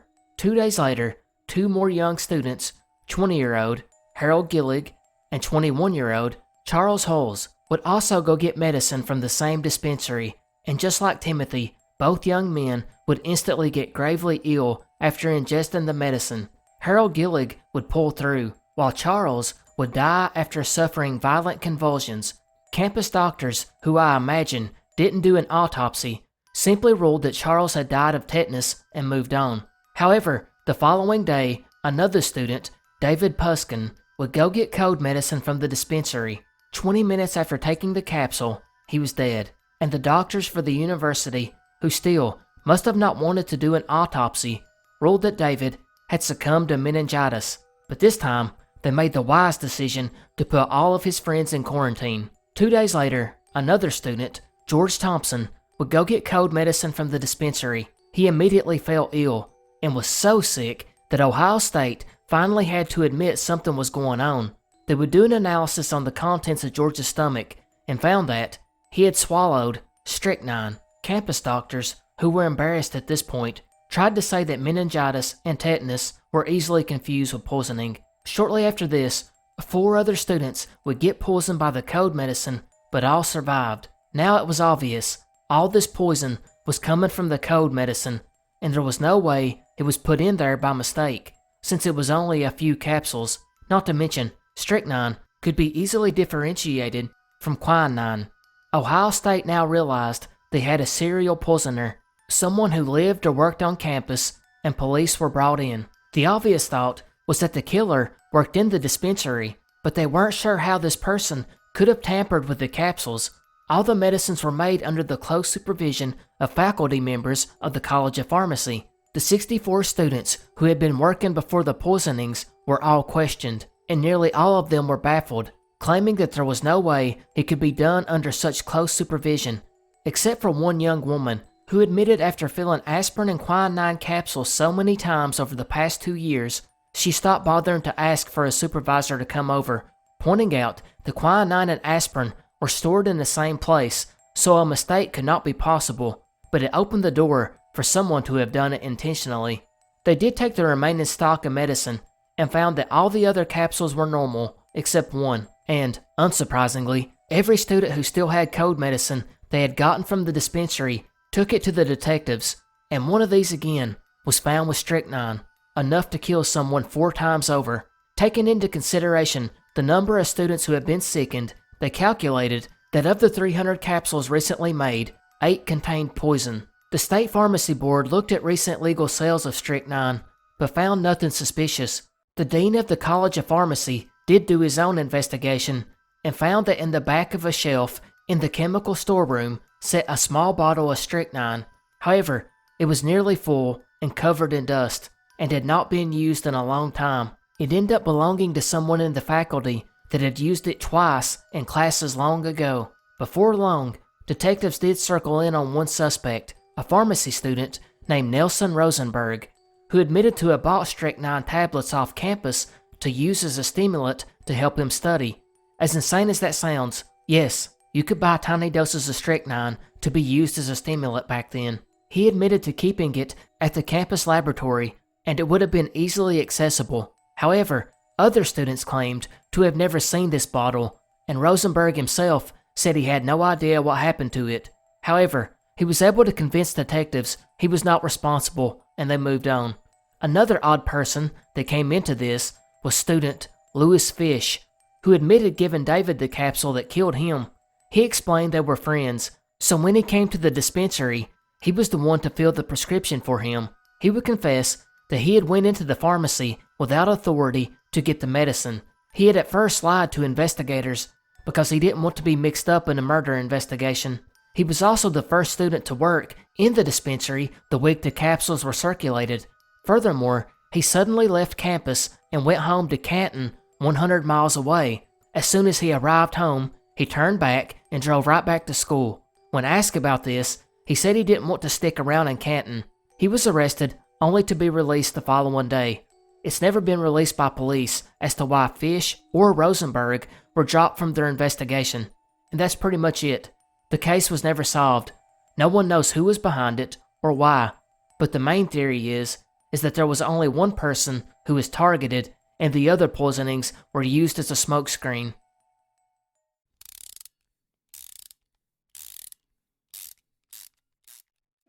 Sometimes, when a person goes missing, there's not many clues or evidence to even give the general idea of what could have happened. In fact, many cases we looked at in the past fit this criteria, but sometimes it's even stranger, like when 2 people simply vanish into thin air, leaving only one mysterious clue. March 26, 2003, Alderson, Oklahoma, 62-year-old Roger Osborne and his friend and co-worker, Ricky Coolidge, would get together to do some odd jobs at Roger's garage. Now, the 2 men actually lived in the Oklahoma City metro area, but the garage that Roger owned set out in the little town of McAllister. The men most likely reached the garage early that Saturday morning, but later that day, someone came by to see the two, as both men were known to trade with people out in the area. And when this unnamed person pulled up, they found the garage was wide open, with neither Roger or Ricky seen about. This person would leave, but made sure to call the police, because something just felt off. The police would send someone out to look, and they found a weird scene. First, they found a bulldozer, which appeared to be in the middle of being worked on by the two men. Next to the bulldozer was a ladder, which had been knocked over, and near this ladder was a small amount of blood. The policeman naturally assumed that one of the men was using the ladder to work on something up high on the bulldozer, when suddenly there was an accident causing the ladder to fall over with one of the men. The scene only had a little blood, and the officer assumed that one of the men drove the other to the hospital. In fact, both men's vehicles that they used to get to the garage were still there. However, it's believed they left in Roger's Dodge Ram 3500, which he had had at the garage. Detectives did follow up with numerous hospitals and medical facilities to find out that no one had checked in that day with a head injury, and that's pretty much it. The two men have never been seen again, nor has the truck. There's not much on this one, and not many theories either. Detectives did check the backgrounds of the men, and neither one of them were involved in any criminal activities, and they never had been, and they were also able to rule out robbery since nothing was taken. The main theory then became that they ran off the road into the water when one was taking the other to the hospital. However, the YouTube channel Adventures with Purpose, who search bodies of water for missing people and crashed vehicles, actually did a video on this disappearance. They searched all the bodies of water on the short route between the garage and the hospital they would have went to, and they found nothing. 2 decades later, and there is still no clue as to what happened to Ricky and Roger.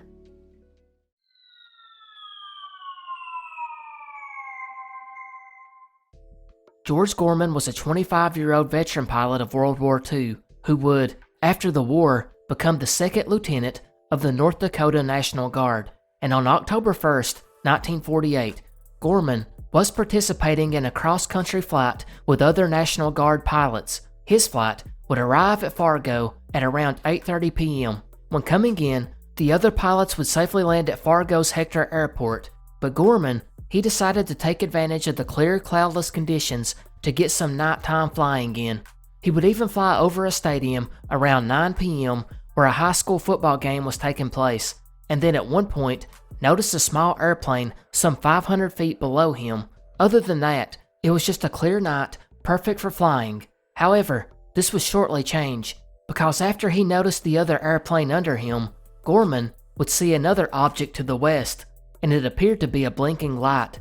At 9:07 p.m., Gorman would contact the control tower at Hector Airport and ask if there was any other traffic in the area other than him and the plane below him. The tower responded that there was not, and then the air tower would contact the pilot of the other aircraft, A.D. Cannon, and Cannon confirmed there was a lit object flying to the west. Gorman would then tell the watchtower he was going to pursue the craft to determine its identity. He would put the aircraft into full power, but soon realized the object was going too fast for him in a straight run, so he would try to cut the object off by making turns. He started with a right turn and approached the object head-on at 5,000 feet and watched it fly over him at 500 feet. He described it as a simple ball of light, about 6 to 8 inches in diameter. He also noted that it increased in speed and the light stopped blinking and grew brighter. After this, he lost sight of the object, but he saw it again when it appeared to have made a 180-degree turn and was coming towards him. It then made a sudden vertical climb, to which Gordon would also make the steep climb, but his aircraft stalled at 14,000 feet, and the object was still 2,000 feet above him. It made one more head-on pass before breaking off and moving towards the airport. It's then that the air traffic controller, L.D. Jensen, would watch it through binoculars. Although he could not see any form or shape around the light, Cannon, the guy flying the other plane, landed and went to the tower to watch the object with the air traffic controller. Gorman followed the object 25 miles west of Fargo before it finally got too far out of visual range, and he broke off the chase at 9:27 p.m. and flew back to the airport. This would become one of the most important early UFO encounters in history. Gorman's account has been reprinted for decades in numerous books and documentaries about the case. The Air Force would also be there within hours to investigate. One thing they did early on was use a Geiger counter to test for radiation, and they found Gorman's aircraft was way more radioactive than other aircraft that had not been flown in days. This led to speculation that whatever he was following was atomic powered. They also did something you don't hear often, and they ruled out weather balloon right away. However, they quickly came back to the Geiger reading and clarified that since the plane was flying high in the atmosphere, he was less shielded from radiation, thus ruling out an atomic-powered object. In addition, the Air Weather Service revealed that they had released a weather balloon that day and that it would have been in Fargo by 8:50 p.m., and by 9 p.m., it would have been where Gorman and the other pilots seen it. They also stated that the incredible movements that Gorman was seeing was an illusion created by his own movements. They also believed that once the weather balloon was out of sight, Gorman could have thought the planet Jupiter was the UFO. However, some UFO researchers disagree, of course, and claim that there was a cover-up by the Air Force, while other UFO researchers claim that the Air Force investigation was right and that the Gorman sighting is one of the most overrated UFO cases out there. Others claim that it was a top-secret aircraft or maybe even a Soviet weapon.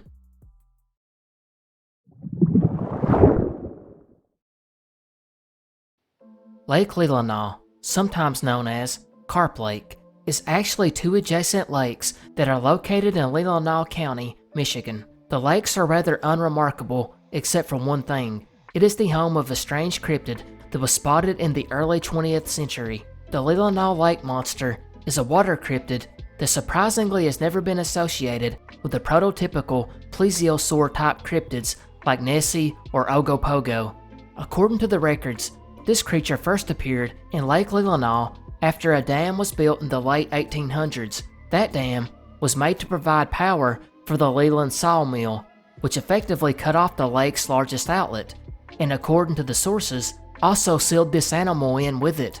After the dam was erected, the water level rose about 11 feet, flooding a large portion of the land and creating a marsh-like environment. This area is where the cryptid was said to thrive. There would be numerous reports of the beast in the later years of the 19th century and the early years of the 20th century, but it's the report in 1910 that most of our details about the animal come out. It all starts on a summer day when a teenager named William Gautier, who came from a very prominent family in the area, would take his rowboat out to fish for perch among the shallow reeds along the shores. After fishing a while and not having any luck, he decided to roll on down to a section of the lake he never fished before. He would pass several dead cedar trees which were sticking haphazardly out of the water, so he decided to tie his boat to one of these stumps while he continued to fish.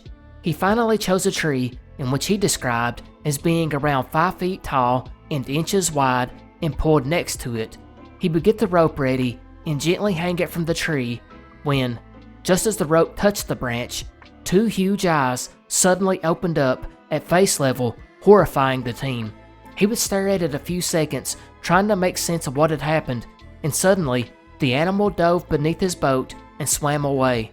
He noted the creature's immense length, stating he could see the submerged head of the beast on the far side of the boat, while its tail was still in the air on the other side. It then escaped into the depths. Considering he did not recognize the stump until its eyes opened, indicates that this animal had incredible camouflage, which allowed it to hide in the stump-studded environment. The whole event was said to shake up William so bad that he avoided fishing on the lake for many years, and there were many people who were said to have seen the same thing but never came forward to make an official report because they feared their ridicule. However, it's been many years now since the last reported sighting of Leelanau, and most cryptid researchers believe whatever was trapped there after the dam was built has long since died. But the original question remains, what did William see? Of course, there's always the possibility that he was just telling a tall tale, or maybe exaggerated something that did happen. Others point out that it could have been a misidentification. Maybe it was a carp. They can get pretty huge, and I mean, it was nicknamed Carp Lake. In fact, about 50 years later, on June 6, 1963, the Leelanau Enterprise Tribune would document a strange encounter by a young man on the shores of Lake Leelanau, where he seen an unknown water animal with a huge head, about a foot wide, with two large protruding eyes. It would pop out of the water, go down, and then resubmerge in a different spot, and it did this for a while. He estimated that it was 10 feet in length, and it was suggested by the paper that what he really seen was a giant muskie, or maybe even a large sturgeon, which could be exactly what William had spotted. Others think it was some kind of turtle.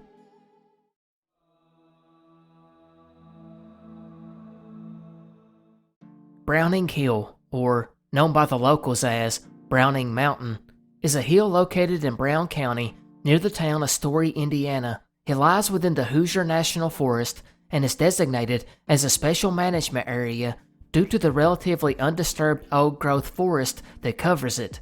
But why it is here on our mystery iceberg is because of an unexplained field of limestone boulders that have been placed here, which has led to the nickname Indiana Stonehenge. The stones are massive, and there are many. It's like a group of giant box-shaped rocks, some as big as a car. Most of them are strewn about somewhat randomly, but others are arranged in a circle, like it was some kind of ancient sacred meeting site. Certain stones are even laid out to line up perfectly to the Earth's equinox. They weigh many tons and would have had to been dragged up the hill, which is 928 feet high.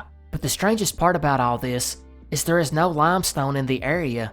The closest limestone is found 90 miles away, meaning whoever done this put a lot of effort into it, dragging several ton stones over 90 miles and then up a 900-foot hill using old or possibly ancient technology, which would be a challenge. So what are the theories? Well, there are a few.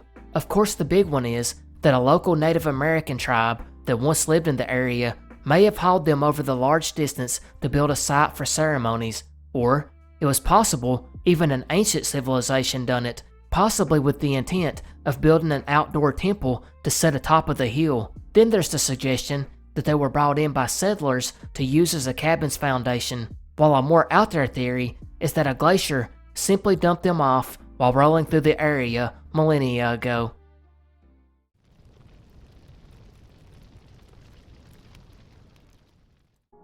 December 19th, 1949, Mauston, Wisconsin. The day would start like any other for the Bryant family. Raymond, the family patriarch, was a truck driver and would go out on his run to Chicago, while mother Opal would leave for work at a nearby garment factory. Their oldest child, Sharon, was at school, while the remaining children would stay at the Bryant home to be taken care of by their grandparents, Casper and Helen Halverson. These children were 5-year-old Forrest, 4-year-old Ricky Jean, or Jeannie as she went by, and 18-month-old Elizabeth. But this day that started off normal would quickly change into a nightmare, because around 3 p.m., a horrible fire would break out in the farmhouse, which would force the family to flee. Now this is the mostly agreed on version of events up to this point, but from here we get two very different stories of what happens next. According to Forrest, the 5-year-old brother, his grandmother Helen would take him, Elizabeth, and Jeannie outside. She would tell Forrest to stay with his two sisters while she ran in to get their grandfather. Forrest, while standing there watching his grandmother run into the burning home, would then be surprised to see a woman pull up next to the home in what he described as a fancy car. This woman would then get out, and he described her as being tall with blonde hair. The woman would tell Forrest to run to the neighbor's house for help, so Forrest took off running, but he was headed towards the neighbor closest to the house. That's when this strange woman would tell him not to go to that neighbor's because their phone wasn't working, but to instead go to the neighbor on down the road. So Forrest, thinking this adult was here to help, did as she said. He rushed to the neighbor further down the road and asked for help, and soon rushed back to where he had left his sisters. And when he got there, Jeannie was gone. However, the grandmother, Helen Halverson, would tell a totally different story. She would claim she took Forrest and Elizabeth outside and then ran back in to rescue Jeannie but found no sign of her. She then put a ladder up to the second floor window where she claimed she carried out her handicapped husband back down the ladder. Sharon, the oldest sister, was at school during these events and would be picked up by her grandmother later on, who told her that Jeannie was now an angel and to never mention her name again. There is also a third account on this that came from the neighbor that Forrest went to get. This was a woman named Irene Carlson who rushed to the scene, then put Forrest and Elizabeth in the car and rushed inside to find Jeannie. But when she went in, Helen, the grandmother, was collecting canned goods and simply told her Jeannie was gone. Irene kept looking for her as she cried, and Helen eventually told her to stop looking and help by getting the fur coat out. And then strangely, she later told Irene that Jeannie was not even in the home. She had been at relatives. Regardless, the fire department showed up and put out the blaze and searched for Jeannie but found nothing. One firefighter even claimed to have heard screams come from the blaze. At one point, bone fragments were found, but they were not human. Her father Raymond, along with the volunteers, searched the home and found nothing, but he still did not believe she died in the fire. The siblings would eventually state that they were told never to mention her name again. There was no death certificate for Jeannie, and there was never a funeral, although her mom did try to get her a headstone many years after the fact. Even stranger, Opal and Raymond would eventually divorce, and she would take Elizabeth to Washington, while Sharon and Forrest lived with Raymond. Opal would sometimes go to Wisconsin to visit her kids. She would then take them to Minnesota to visit relatives, and while there, Opal herself would disappear for days and not tell anyone where she was going. Over 30 years later, in 1985, the remaining three siblings met up to compare notes and put the story together. So much of it did not make sense. Why were they told not to speak of Jeannie? Why was the neighbor told she was with other relatives? Who was the woman that pulled up? Was it just possible when Opal was dropping them off at relatives in Minnesota and then disappearing for days, she was actually going to visit Jeannie? There was also some financial oddities that occurred. The mother and grandmother had no money before the fire, and they had no insurance on the house either. Yet, they had a lot of money after the fire, and actually, right before the money, the grandmother had gotten that fur coat. In 2005, the sibling gave the story to the sheriff's office, who officially reopened the case, but unfortunately, all the records had been destroyed in a flood in 2000. Fast forward until 2018, and a cousin of theirs that was close to their mother would tell the siblings straight up that Jeannie did not die in the fire, but she never elaborated any further. There's a couple of theories on this one. Some have speculated that Jeannie was not Raymond's biological child, and they possibly prearranged all this to happen, and they gave Jeannie to the mysterious woman to raise, or maybe to be taken to be raised by other family members. Others think she may have been sold, which explained the money that they had afterwards. Another theory is that this woman was driving by at the time to see the house burning down and grabbed the child and ran off, intending to give her a good life and raise her as her own. But it seems likely she wouldn't leave the 18-month-old Elizabeth just standing in the yard alone. And did she really know that the neighbor's phone wasn't working, or did she just say that to get Forrest to go further away? However, most authorities still believe she died in the fire. Still, I'd like to know what you think. What happened to Jeannie?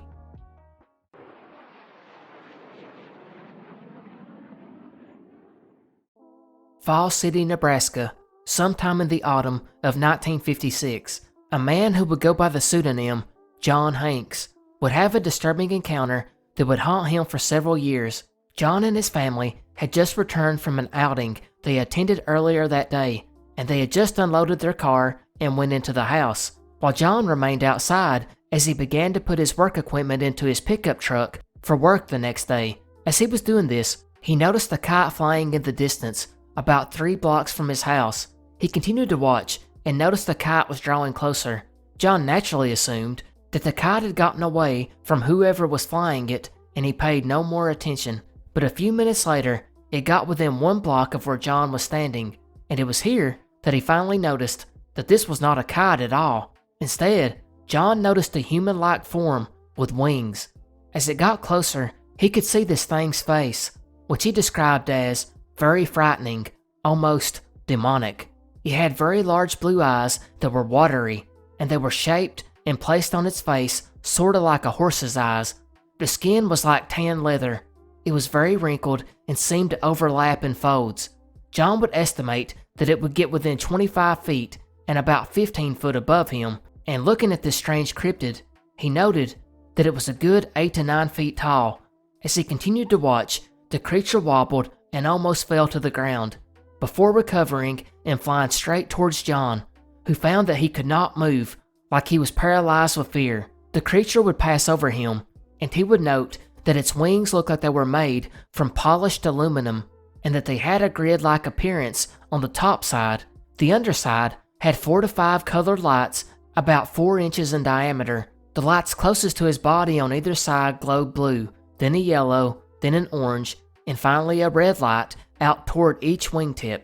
The wings were about 15 feet long from tip to tip, and were about 2 feet wide next to the body, but 3 feet wide next to the tip. He then noted the wings appeared to be attached by some kind of shoulder harness, which seemed to have a breastplate of some sort with dials on it, and he seemed to touch and move these dials. As it passed overhead, he heard a sound like air hissing from the rear of the wing as it flew off into the distance and disappeared behind a group of trees blocks away. John estimated the whole event took between 8 and 10 minutes. For the next 23 years, he stated he would have nightmares about the creature, which led to lack of sleep, and he ended up becoming a workaholic. Also, he could be too distracted to think about the encounter. There's not a lot of theories on this one, but let's start with the obvious. It could have all been a hoax, or a tall tale started by this person who went under a fake name. Maybe that's why he went under a fake name. Others suggest that if it was real, it could have been a fallen angel or maybe a demon, but I kinda wonder if it could have been an early secret prototype of a jetpack.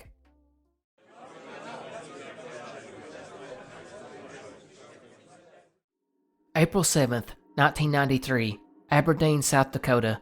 42-year-old Monica Wicker, or known to her friends as Mona, had plans to go to a nearby bar with friends to have drinks. Mona was a very outgoing person who loved to dance as well as sing, and she was noted by many to have a beautiful singing voice. Now her husband, on the other hand, was quite the opposite. He was a homebody, but this worked out perfect for them, and that night he would give her a ride to the bar to spend time with her friends.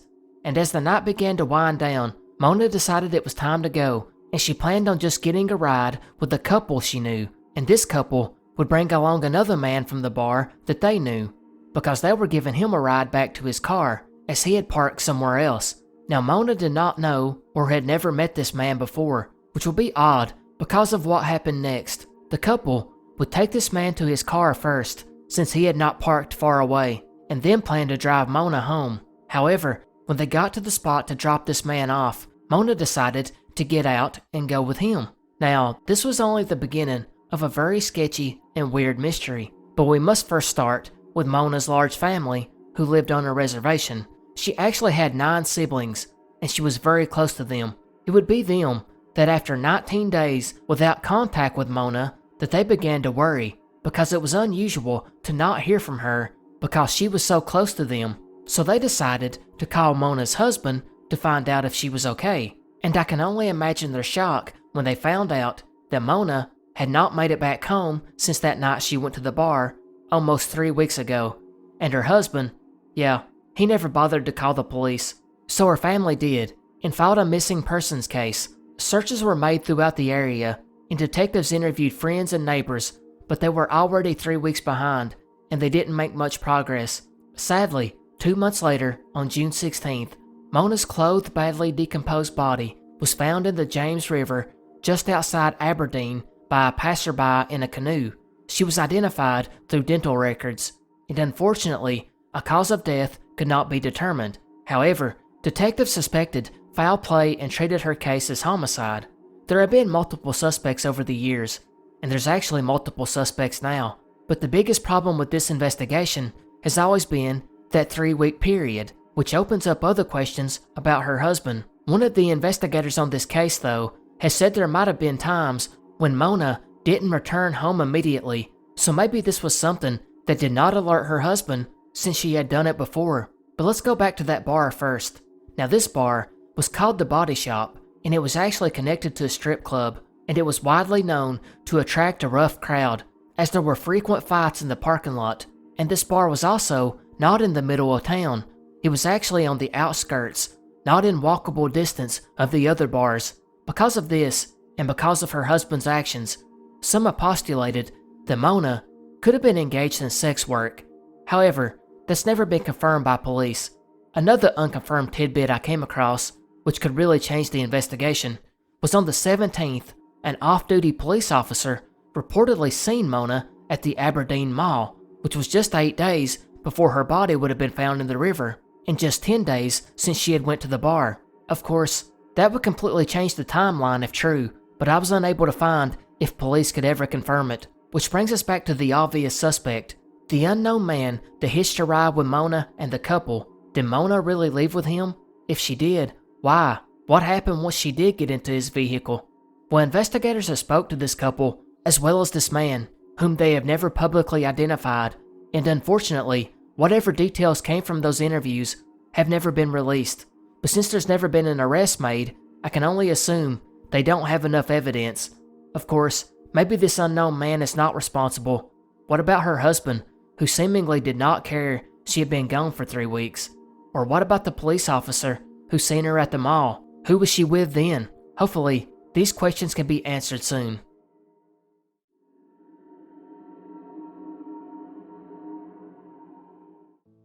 June 9th, 1907, Waseca, Minnesota. The beginnings of an unusual mystery would start to unfold. It is at a railway station when some people who were about to aboard a train would find a man laying down on the platform. He was clearly experiencing a medical emergency. Actually, he appeared to have had a stroke and fell to the ground, leaving his head bruised. He was quickly taken to a hospital where he regained consciousness, yet his right side from toe to cheek was completely paralyzed. The man was unable to speak, except for one word, he, and he can only write 3 letters, J.C.R., which was believed to be his initials. Since no one had a way of identifying him, they didn't know what to do, but eventually, a charitable German family started caring for him, and a Dr. W.A. Chamberlain would begin working with him.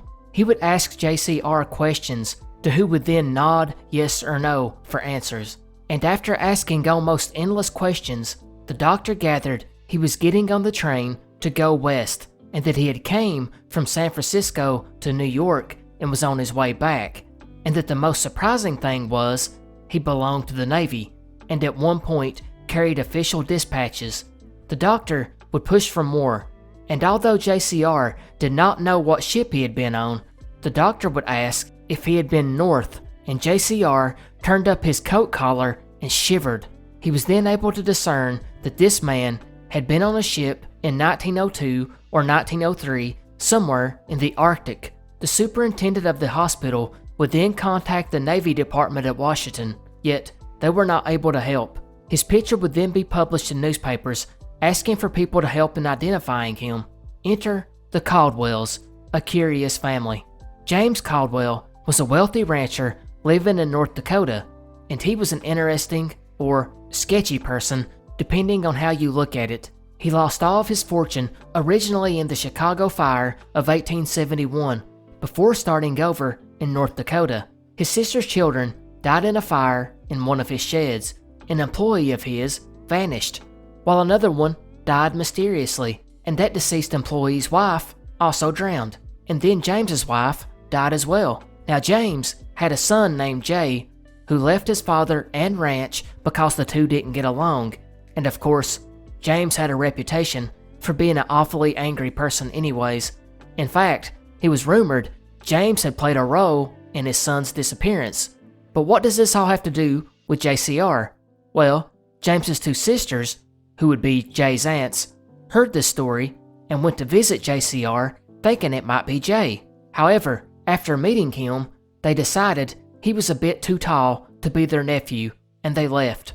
But for some bizarre reason, a nurse at that hospital believed J.C.R. was really Jay Caldwell, and she snuck J.C.R. out of the hospital and to the ranch, where his father James 100% dismissed any chance of it being Jay. However, at least 100 local residents, and more importantly, Jay's own sister, said that J.C.R. was indeed J. Caldwell, her long-lost brother, and decided to care for him. However, it was later found out that J.C.R. had been found in the train station 2 weeks before J was reported missing. But that's not the end of this weird story, because 12 years later, in 1919, a woman in St. Paul, Minnesota, named Mrs. Lambert Blue, came forward insisting that J.C.R. was her former husband, James Harris, who went missing on a fishing trip and never returned, and this was the same year that J.C.R. was found. However, this could come from the fact that Mrs. Blue and her daughter Dorothy stood to inherit $250,000 from their husband/father, because after Harris disappeared and was presumed dead, the stock that he owned in a merchandising company went back to that business, and now it was believed that they wanted J.C.R. to be Harris so they would inherit that money and his Florida mansion. However, everybody seen through it, and they were not allowed to take J.C.R. home, and the records after this are kinda spotty, but it seems nobody ever identified him, and the last reports are that he ended up being a vagrant beggar in North Dakota. So yeah, pretty sad. But do you think he could have been J. Caldwell, or James Harris, or someone else altogether? Let me know in the comment section below.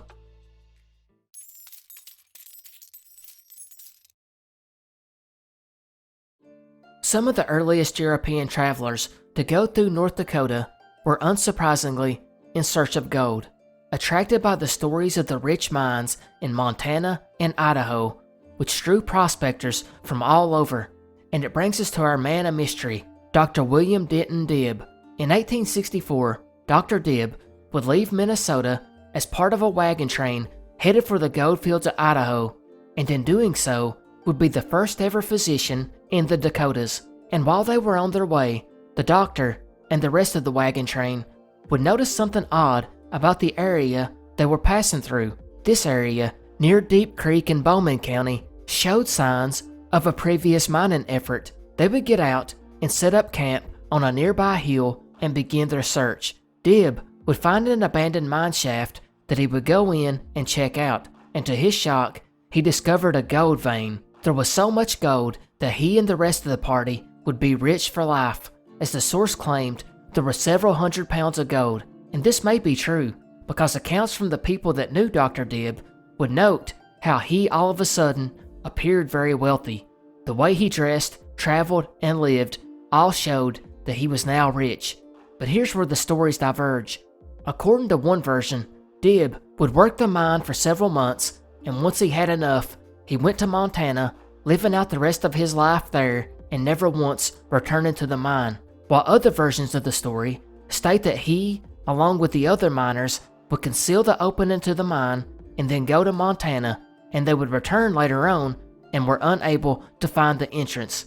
This story mainly comes from the journals of Dr. Dibb himself, which were pieced together in the early 1900s, and it's been told over and over, and of course, the story has been added on to over time, changing the facts. For example, some stories actually state that it was a silver mine, not gold. The Minnesota Historical Society would examine copies of the journal in 1923 and determined that it was most likely a hoax, and that the story was created much later on by someone other than Dr. Dibb.